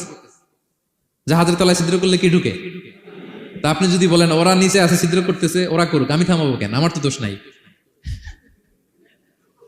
আমি তো ছিদ্র করি নাই। ছিদ্র করছে কারা? ওরা। পানি ঢুকলে ওরা মরবে, আমি তো বেঁচে যাবো, বাঁচবে? কারণ সে তো জাহাজের ভিতরেই। আপনি যে যদি এই পাগলগুলারে না থামা, ওরা তো মরবেই, আপনিও শেষ। চিল্লায় বলেন ঠিক কিনা? এজন্য সমাজে যখন পাপ হয়, অন্যায় হয়, দেখা মাত্রই আপনাকে থামাতে হবে, তা না হলে এই পাপের কারণে, অন্যায়ের কারণে আযাব আর গজব যখন আসবে, পাপীরাই মরবেন, আপনিও মরবেন, ঠিক কিনা? মুসা আলাইহিস সালামের পায়ের মধ্যে একবার একটা লাল পিঁপড়া কামড় দিছে। এই সাইজের যে লাল পিঁপড়াগুলো কামড় দিলে খুব আরাম লাগে না? কেমন লাগে? হ্যাঁ, খুব ব্যথা করে, প্রচন্ড ব্যথা করে। তো মুসা আলাইহিস সালামের মেজাজ কি নরম না গরম? খুব তাড়াতাড়ি রেগে যেতেন উনি। এক এক নবীর এক এক অ্যাট্রিবিউটস ছিল, হ্যাঁ, এক এক বৈশিষ্ট্য ছিল। উনি অনেক রেগে যেতেন। উনি থাপ্পড় মেরে একবার ফেরাউনের বাবুর্চিকে দুনিয়া থেকে শেষ, এক থাপ্পড়, এত শক্তি। সহিহ বুখারীতে এসেছে মালাকুল মাউতকে মারছিলেন একটা। ওই যে ছোটবেলা থেকে মারার অভ্যাস, ছোটবেলায় কার গালে দিছিল জানে না বোধহয়? ফেরাউন। অন্যায় দেখলেই ছোটবেলায় ফেরাউনের গালে দিছে একটা, বড় হয়ে ফেরাউনের বাবুর্চির একটা, এরপরে মালাকুল মাউতকেও একটা। এর কারণ মালাকুল মাউত আবার মালাকুল মাউতের মতো আসেনি, মানুষের আকৃতিতে এসেছিল। তো পারমিশন না নিয়ে ঢুকছে। উনি ভাবছে এমনি মানুষ, কিরে পারমিশন নিলি না কেন? তো মুসা আলাইহিস সালামের পায়ের মধ্যে লাল পোকা, লাল পিঁপড়া কামড় দিছে, প্রচন্ড ব্যথা পাইতেছে, ডলতেছে, আর রেগে গেছে। রেগে তাকায় দেখে এদিকে লাল পিঁপড়ার বাসা, যে পা দিয়ে ডলে সবগুলোরে মেরে ফেলছে। তো ঘটনাটা ছিল মুসা আলাইহিস সালাম আল্লাহকে জিজ্ঞেস করছিলেন, এই ঘটনাটা আল্লাহ কেন ঘটাইছেন? আল্লাহকে জিজ্ঞেস করছিলেন, আল্লাহ আযাব যখন কোনো এলাকায় পাঠান তখন তো শুধু জালিমরাই মরে না, ভালো লোকগুলাও তো মারা যায়, তো এই আযাবে ভালো লোকগুলা কেন মরে? আল্লাহ উত্তর দেয় না, এই ঘটনা ঘটাই দিচ্ছে। পিঁপড়া যখন কামড় দিছে, রেগে সবগুলো মেরে ফেলছে। আল্লাহ বলে মুসা কামড় দিছিল কয়টা? কয় আল্লাহ একটা। তো ওগুলোর মারলা কেন? অ্যাকশনে যখন যায়, এত কিছু দেখে অ্যাকশন নেওয়া যায় না। এজন্য আল্লাহ বলেন ওয়াত্তাকু ফিতনাতাল লা তুসিবান্নাল্লাযীনা যালামু মিনকুম খাসসা। ওই ফিতনাকে মানে ওই আযাবকে ভয় করো, যে আযাব যখন আসবে শুধু খারাপ লোকগুলোর উপরে আসবে না, ভালো লোকগুলোও বাঁচতে পারবে। কারণ ভালো মানুষরা আশেপাশের লোকদেরকে ভালো বানায় নাই কেন? একা নামাজ পড়েছো কেন? নামাজের দাওয়াত দাও নাই কেন? নিজে হালাল খাইছো, সমাজটারে হালাল দিয়ে বিনির্মাণ করো নাই কেন? এজন্য আযাব আসলে শুধু জালেমদের উপরে আসে না, আলেমদের উপরে আসে, খবরদার। এজন্য ছেলেরে বললেন বাবা শুধু নামাজ পড়লেই হবে না, ওয়া'মুর বিল মা'রুফ, ভালো কাজের আদেশ করবা, ওয়ানহা আনিল মুনকার, খারাপ কাজ থেকে নিষেধ করবা। এটা আসলে দায়িত্ব হচ্ছে সরকার প্রধানের। যারা ক্ষমতার চেয়ারে বসে তাদেরকে আল্লাহ 4 দফা মূলনীতি দিয়েছেন। আল্লাযীনা মাক্কান্নাহুম ফিল আরদি আকামুস সালাতা ওয়া আতাউয যাকাতা ওয়া আমারু বিল মা'রুফি ওয়া নাহাউ আনিল মুনকার ওয়ালিল্লাহি আকিবাতুল উমুর। আল্লাহ বলেন, যাদেরকে আমি ক্ষমতার চেয়ারে বসাই 4টা দায়িত্ব তাদেরকে দেই। তাদের প্রধান কাজ নামাজ কায়েম করবে, সমাজে যাকাত আদায় করবে, ভালো কাজের আদেশ করবে, তারপরে মন্দ কাজের নিষেধ করবে। ক্ষমতার চেয়ার যারা পায় তাদের জন্য মূলনীতি এটা। তারা তো করে না, আমাদের কি করতে হবে, ঠিক কিনা? ভালো কাজের আদেশ করতে হবে, মন্দ কাজের নিষেধ করতে। বিষ্ণু ইসলাম বললেন, মান রাআ মিনকুম মুনকারা, চোখ দিয়ে যে সমাজে খারাপ দেখে ফালিয়ুগাইয়িরহু বিয়াদি, সেজন্য হাত দিয়ে ঠেকিয়ে দেয়। হাত দিয়ে, ফাইন লাম ইয়াস্তাতি' ফাবিলিসানি, হাত দিয়ে না পারলে মুখ দিয়ে। কারণ আপনার অনেক সময় এরকম পরিস্থিতি নাও হতে পারে যে আপনার এত পাওয়ার নাই যে আপনি হাত দিয়ে থামাই দিবেন, এরকম হয় না? অক্ষম, আমি পারি না। তখন মুখ দিয়ে কিভাবে পরিবর্তন করবেন বলেন, নাসিহা করেন, কাউন্সিলিং করেন, জনমত গড়ে তোলেন। ফাইন লাম ইয়াস্তাতি' ফাবিকলবিহি, হাত দিয়েও থামাতে পারলেন না, মুখ দিয়েও প্রতিবাদ করতে পারলেন না, বিশ্বনবী বললেন অন্তত অন্তর দিয়ে সেটাকে ঘৃণা করবা। অন্তর দিয়ে ঘৃণা করো, অন্তর দিয়ে এটাকে পরিবর্তন করে দেওয়ার প্ল্যান করো হৃদয়ে হৃদয়ে। ওয়াযালিকা আদাফুল ঈমান, এটা হচ্ছে ঈমানের সর্বনিম্ন স্তর। এর নিচেও যদি যান, মানে আপনার দিলেও লাগে না, বিষ্ণু বলে তাহলে তোমার অন্তরে ঈমানের ছিটে ফোঁটা নাই। চিল্লা এখন, ঠিক কিনা? এজন্য ভালো কাজের আদেশ করো, মন্দ কাজের নিষেধ করো। নামাজের পর পর সাইয়েদনা লোকমান বললেন, বাবা নিজেই ভালো করো না, সমাজে ভালো ছড়িয়ে দাও। ছড়াই দিতে হবে, ভালোকে ছড়াই দিতে হয়, সংঘবদ্ধ জীবন যাপন করতে হয়, আপনাকে দাঁড়াতে হবে, আপনাকে হিম্মত করতে হবে। হিম্মতটাই হচ্ছে ইসমুল আযম, ইসমুল্লাহিল আযম। ইসমে আযম মানে আল্লাহর এমন একটা নাম যেটা দিয়ে দোয়া করলে আল্লাহ কবুল করে। এটা কি? কেউ বলে ইয়া হাইয়্যু ইয়া কাইয়্যুম, কেউ বলে ইয়া রাহমান ইয়া রাহিম। অনেক মুফাসসিরিন, অনেক মুহাদ্দিসিন এক একটা বলছে যে এইটা হতে পারে, এটা হতে পারে। অনেকে বলছে হিম্মতটাই হচ্ছে ইসমে আযম। তুমি হিম্মত করে আল্লাহর কাছে চাও, গোটা দুনিয়া পাল্টে যাবে, ঠিক কিনা? এজন্য সমাজের পরিবর্তনের জন্য আপনাকে আগে আসার দরকার আছে না নাই? ছেলেকে দেখেন, সুবহানাল্লাহ বিহামদি, কিভাবে ছেলেরে গড়ে তুলতে হয়। প্যারেন্টিং লেসন ফ্রম সূরা লোকমান, কিভাবে আপনি প্যারেন্টিং লেসন বের করে আনবেন, বাবা হিসেবে কিভাবে আপনি ছেলেকে গড়ে তুলবেন। নামাজের পরপর সাইয়েদনা লোকমান বললেন, ভালো কাজের আদেশ করবা, মন্দ কাজের নিষেধ করবা। এরপরে বললেন, ওয়াসবির আলা মা আসাবাক ইন্না যালিকা মিন আজমিল উমুর। লোকমান বললেন, ওয়াসবির আলা মা আসাবাক, বিপদে ধৈর্য ধরো। কারণ লোকমান আলাইহিস সালাম ভালো করেই জানেন যে নামাজ কায়েমের আন্দোলন করে, যে সত্যের পথে আহ্বান করে, যে অন্যায় কাজে বাধা দেয়, সমাজ তারে ওয়েলকাম করে না। তার জীবনে দুঃখ আছে, তার জীবনে দুঃখ আছে। তার উপরে হামলা হতে পারে, মামলা হতে পারে, তাকে দেশ ছাড়া করা লাগতে পারে।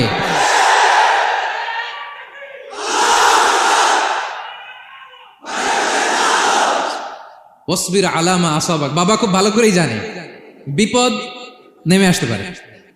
যে নামাজ কায়েমের আন্দোলন করে, যে সৎ কাজের আদেশ করে, অসৎ কাজে বাধা দেয়, তাকে থামানোর জন্য, হ্যাঁ, তার অগ্রযাত্রাকে রুখে দেওয়ার জন্য, তার রাস্তাকে ব্লক করার জন্য যুগে যুগে সমাজে সমাজে আছে না নাই? আছে। ঘাবড়ে গেলে চলবে না। এই পথ, এটা ফুল সজ্জার কোনো পথ নয়, এটা কণ্টকাকীর্ণ। এখানে প্রতি পদে পদে কাটা। এটা জেনেই আমরা এই পথে এসেছি, ঠিক কিনা? এজন্য আমাদেরকে রুখে দেয়া যাবে না। আমরা সত্যের কথা বলেই যাব, আমরা অন্যায় দেখলে প্রতিবাদ করেই যাব। প্রতিবাদ করবেন, দাঁড়াবেন। আপনি দাঁড়ালেই দেখবেন পরিস্থিতি অন্যরকম হয়ে গেছে। দাঁড়ান না, যে আপনি অন্যায় করতেছে, আপনি দাঁড়ান না কেন? অপরাধ করতেছে, আপনি থামান না কেন? আপনার বোনের বয়সী একটা মেয়েকে টিজ করতেছে কিছু ছেলেরা, আপনি দাঁড়ান না কেন? ওদের 10 জনের চেয়ে আপনার শক্তি অনেক বড়। সত্যের যে শক্তি আছে, মিথ্যা তার সামনে মুখ থুবড়ে পড়ে। আপনি দাঁড়ান, আপনি জিজ্ঞেস করেন এরকম করতেছো কেন, টিজ করতেছো কেন? আপনি ওখানে জনমত গড়বেন। আপনি দাঁড়ালে আরো 10 জন দাঁড়াবে, ঠিক কিনা? দাঁড়াতে আপনাকে হবে, সাহস করে দাঁড়াতে হবে। সালাত কায়েমের আন্দোলন যারা করে, সৎ কাজের আদেশ যারা দেয়, মন্দ কাজ থেকে নিষেধ যারা করে, তাদের জীবনে পরীক্ষা আছে না নাই? এজন্য সাইয়েদনা লোকমান বললেন, বাবা যেই নসিহত তোমাকে দিচ্ছি, এটা পালন করলে বিপদ আসবে, কিন্তু ঘাবড়ে যেও না, আতঙ্কিত হয়েও না। ওয়াসবির আলা মা আসাবাক, বিপদে ধৈর্য ধরো, ধৈর্য ধারণ করতে হবে। সবর, সবর নিয়ে কোথায় যেন আলোচনা করেছিলাম যে সবর এটা এমন একটা গাছ যে গাছের চারদিকে থাকে কাটা, কিন্তু ফলটা বড় মিষ্টি। সবর বাংলা জানেন তো কি? ধৈর্য। ধৈর্য এমন একটা গাছ যে গাছের চারিদিকে কাটা, কিন্তু ফলটা মিষ্টি, সুস্বাদু। ওই সুস্বাদু ফল খেতে হলে কাটাগুলো সহ্য করতে হবে। ধৈর্য। ছোট্ট ছেলে মেয়েদেরকে ননির পুতুল করে গড়ে তুলবেন না, খবরদার। ওদেরকে কষ্ট সহিষ্ণু করে গড়ে তুলবেন। আপনি থাকতেই কষ্ট করা শিখান, তার জীবনটা স্মুথ হবে, তার ক্যারিয়ারটা ব্রাইট হবে, তার ভবিষ্যৎটা সুন্দর হবে। ছেলে মেয়েরা কিছু চাইলেই সাথে সাথে দিবেন না। অনেক বাবা মা আছে এত আদর করে, এত বেশি আহ্লাদ করে, যা চায় তাই দেয়, পরে হিতে বিপরীত হয়, ঠিক কিনা? ছেলে মেয়েকে অভাব শেখান, ছেলে মেয়েকে কষ্ট শেখান, ওদেরকে সংগ্রাম শেখান, প্রতিকূল পরিবেশে কি করে টিকে থাকতে হয় এটার সবক শেখান। সেদিন লোকমান তাই করলেন, ছেলেরা সবর শিখাইলেন যে বাবা ধৈর্য ধারণ করো, আতঙ্কিত হবে না। জীবন এটা সহজ নয়, জীবন চলার পথ সহজ নয়, এটাকে সহজ করে নিতে হয়। কখনো সবর করে, কখনো ক্ষমা করে, কখনো অন্যকে ইগনোর করে, কখনো দোয়া করে, কখনো আল্লাহর উপর তাওয়াক্কুল করে, ঠিক কিনা? আল্লাহ তাআলা বলছেন ওয়ালাকাদ আতাইনা লুকমানাল হিকমা, আমি লোকমানকে হিকমত দিয়েছি, প্রজ্ঞা দিয়েছি, আর বলেছি আনিশকুর লিল্লাহ, লোকমান আল্লাহ শুকরিয়া করো। ওমান ইয়াশকুর ফাইন্নামা ইয়াশকুরু লিনাফসি, যে আল্লাহ শুকরিয়া করে সে তার নিজের জন্যই করে, এটা নিজের জন্যই ভালো। ওমান কাফারা ফাইন্নাল্লাহা গানিয়ুন হামিদ, আর যে শুকরিয়া করে না, নাশুকরি করে, অকৃতজ্ঞ হয়, তাহলে জেনে রেখো আল্লাহ তাআলা তিনি গানি, অমুখাপেক্ষী, তিনি হামিদ, সদা প্রশংসিত। সুবহানাল্লাহ পড়ে। তাহলে আল্লাহ তাআলা বললেন আমি লোকমানকে প্রজ্ঞা দিয়েছি, হিকমত দিয়েছি। হিকমত, হিকমত শব্দের সাথে আপনারা পরিচিত আছেন না? আমি লোকমানকে হিকমত দিয়েছি, এটা অনেক দামি জিনিস, সবার থাকে না। হিকমত জিনিসটা কি? না, জ্ঞান হচ্ছে নলেজ, আর হিকমা হচ্ছে বাংলায় বলে প্রজ্ঞা, হ্যাঁ, ইংরেজিতে বলে উইজডম। দেখি কেউ বলতে পারে কিনা, একজন আমাকে শোনান দেখি হিকমতটা কি, দেখি কেউ কিছু বলতে পারেন কিনা। হিকমত মানে ক্ষমতা, একজন বলছে। আচ্ছা, আর অলৌকিক সামথিং, আর শক্তি, আর হ্যাঁ এদিক থেকে যোগ্যতা, আর জ্ঞান। ঠিক আছে, আমার ভাইরা চেষ্টা করছে, আলহামদুলিল্লাহ। আচ্ছা, হিকমত আর ইলমের মধ্যে পার্থক্য আছে। হিকমা is something more than knowledge. আজকে শিখে যান। ইলম মানে যেটা জ্ঞান বা নলেজ, নলেজের সাথে যখন কমন সেন্স যুক্ত হয় তখন এটা হিকমা হয়ে যায়। সুবহানাল্লাহ কইতে বললেন না? নলেজ, নলেজ আর common sense, I repeat, knowledge আর কমন সেন্স ইকুয়াল টু হিকমা বা উইজডম। শুধু জ্ঞান থাকলেই হয় না, জ্ঞানটা কিভাবে আপনি অ্যাপ্রোচ করবেন, প্রচার করবেন, প্রেজেন্টেশন করবেন, উপস্থাপন করবেন, এটা জানার দরকার আছে না নাই? অনেকের অনেক জ্ঞান আছে, কিন্তু কিভাবে বলতে হয়, কতটুকু বলতে হয় এটা জানে না, তাই না? তাহলে জ্ঞানকে কাজে লাগানোর যে মেকানিজম, যে কর্মকৌশল, এটার নাম হিকমা। আল্লাহ বলেছেন হিকমতের সাথে দাওয়াত দাও, উদউ ইলা সাবিলি রাব্বিকা বিল হিকমা, হিকমতের সাথে দাওয়াত দাও। নামাজ পড়া ফরজ, সবাই জানি না আমরা, এটারে বলে ইলম। কিন্তু নামাজটা কিভাবে পড়তে হয়, রুকু কেমনে দিতে হয়, সেজদা কেমনে করতে হয়, সালাম ফিরায় কিভাবে এটা এক্সিট করতে হয়, এই পুরো মেকানিজমটা জানার নাম হিকমা। তাহলে knowledge plus common sense equal to হিকমা। জ্ঞান আর কমন সেন্স একসাথে যদি হয় এটা উইজডম বা প্রজ্ঞা হিসেবে রিফ্লেক্ট করে। বুঝতে পারছেন?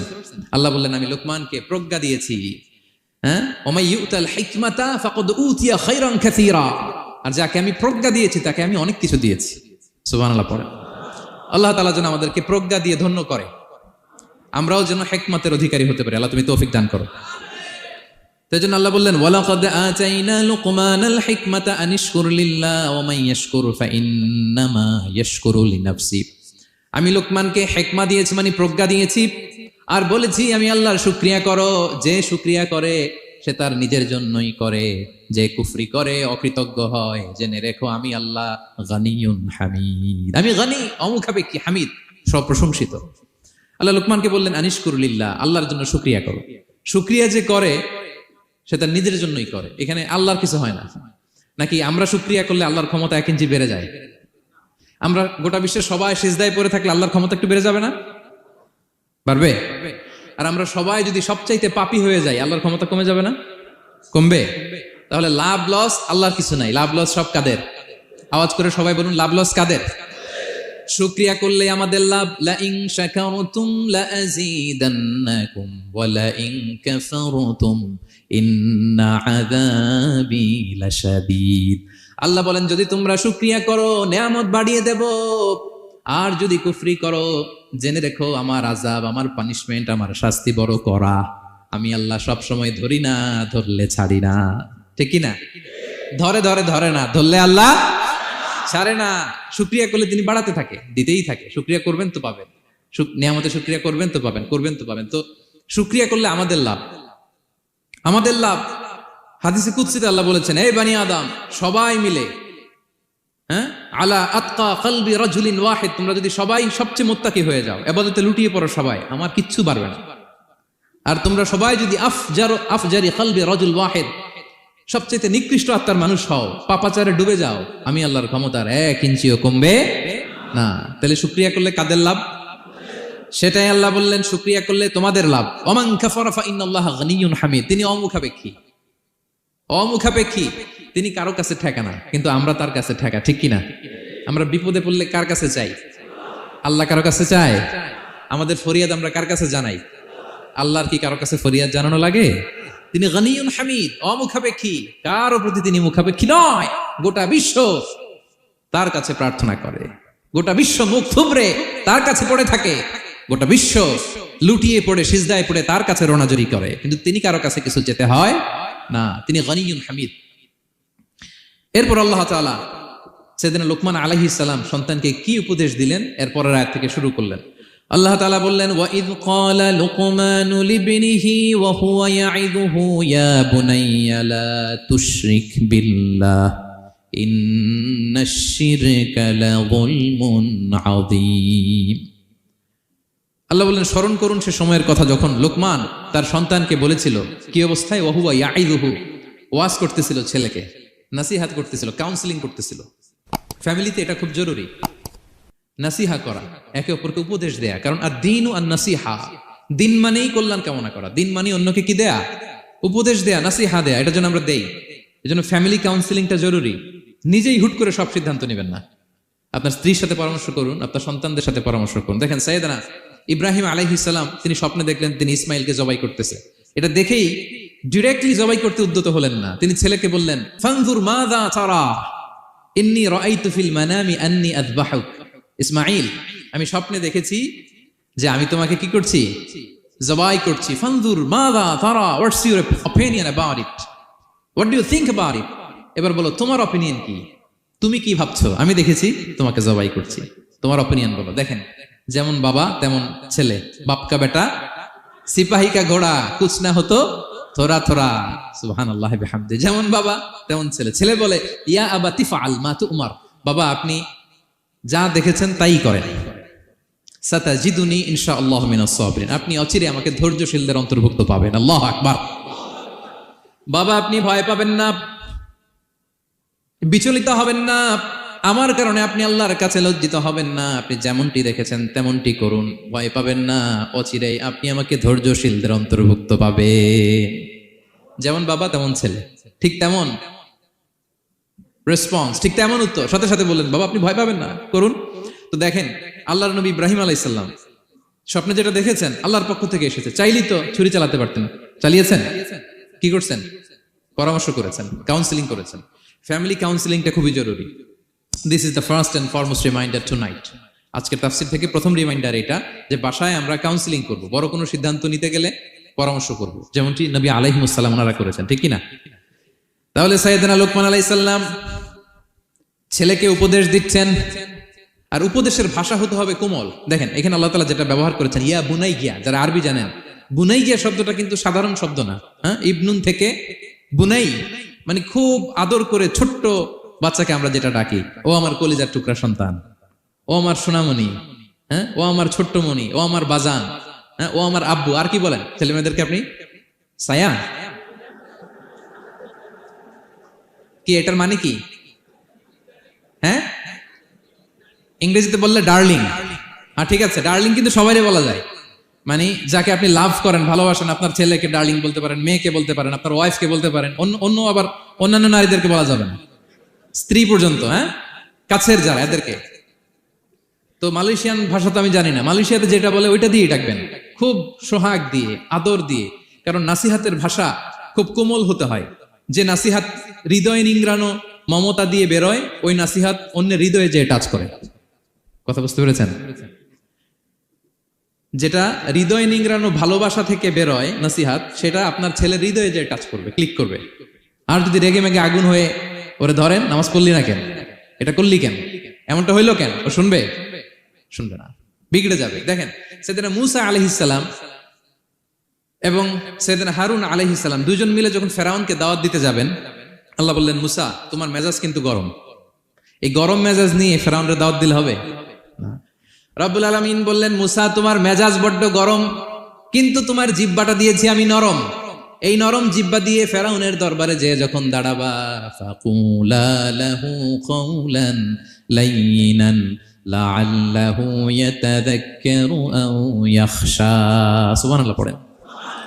ফাকুলা লাহু কাওলান লাইয়িনা, সফট ল্যাঙ্গুয়েজ ইউজ করবা, কোমল ভাষায় দাওয়াত দিবা, নরম ভাষায় সফট করে, কোমল করে, ভদ্র করে ফেরাউনের কাছে প্রেজেন্টেশন দিবা। হতে পারে তোমার এই সুন্দর প্রেজেন্টেশনের কারণে ফেরাউন দাওয়াত কবুল করে নিতে পারে। দেখেন আমাদের যে অ্যাপ্রোচে ভুল অনেক দাঈদের। ফেরাউনের মতো কুখ্যাত সন্ত্রাসী এই পৃথিবী আর দেখবে? কথা বলেন না কেন? ফেরাউনের চাইতে বড় গডফাদার, ফেরাউনের চাইতে বড় সন্ত্রাস ডাকাত এই পৃথিবীতে আর দ্বিতীয়টা কেউ এসেছে?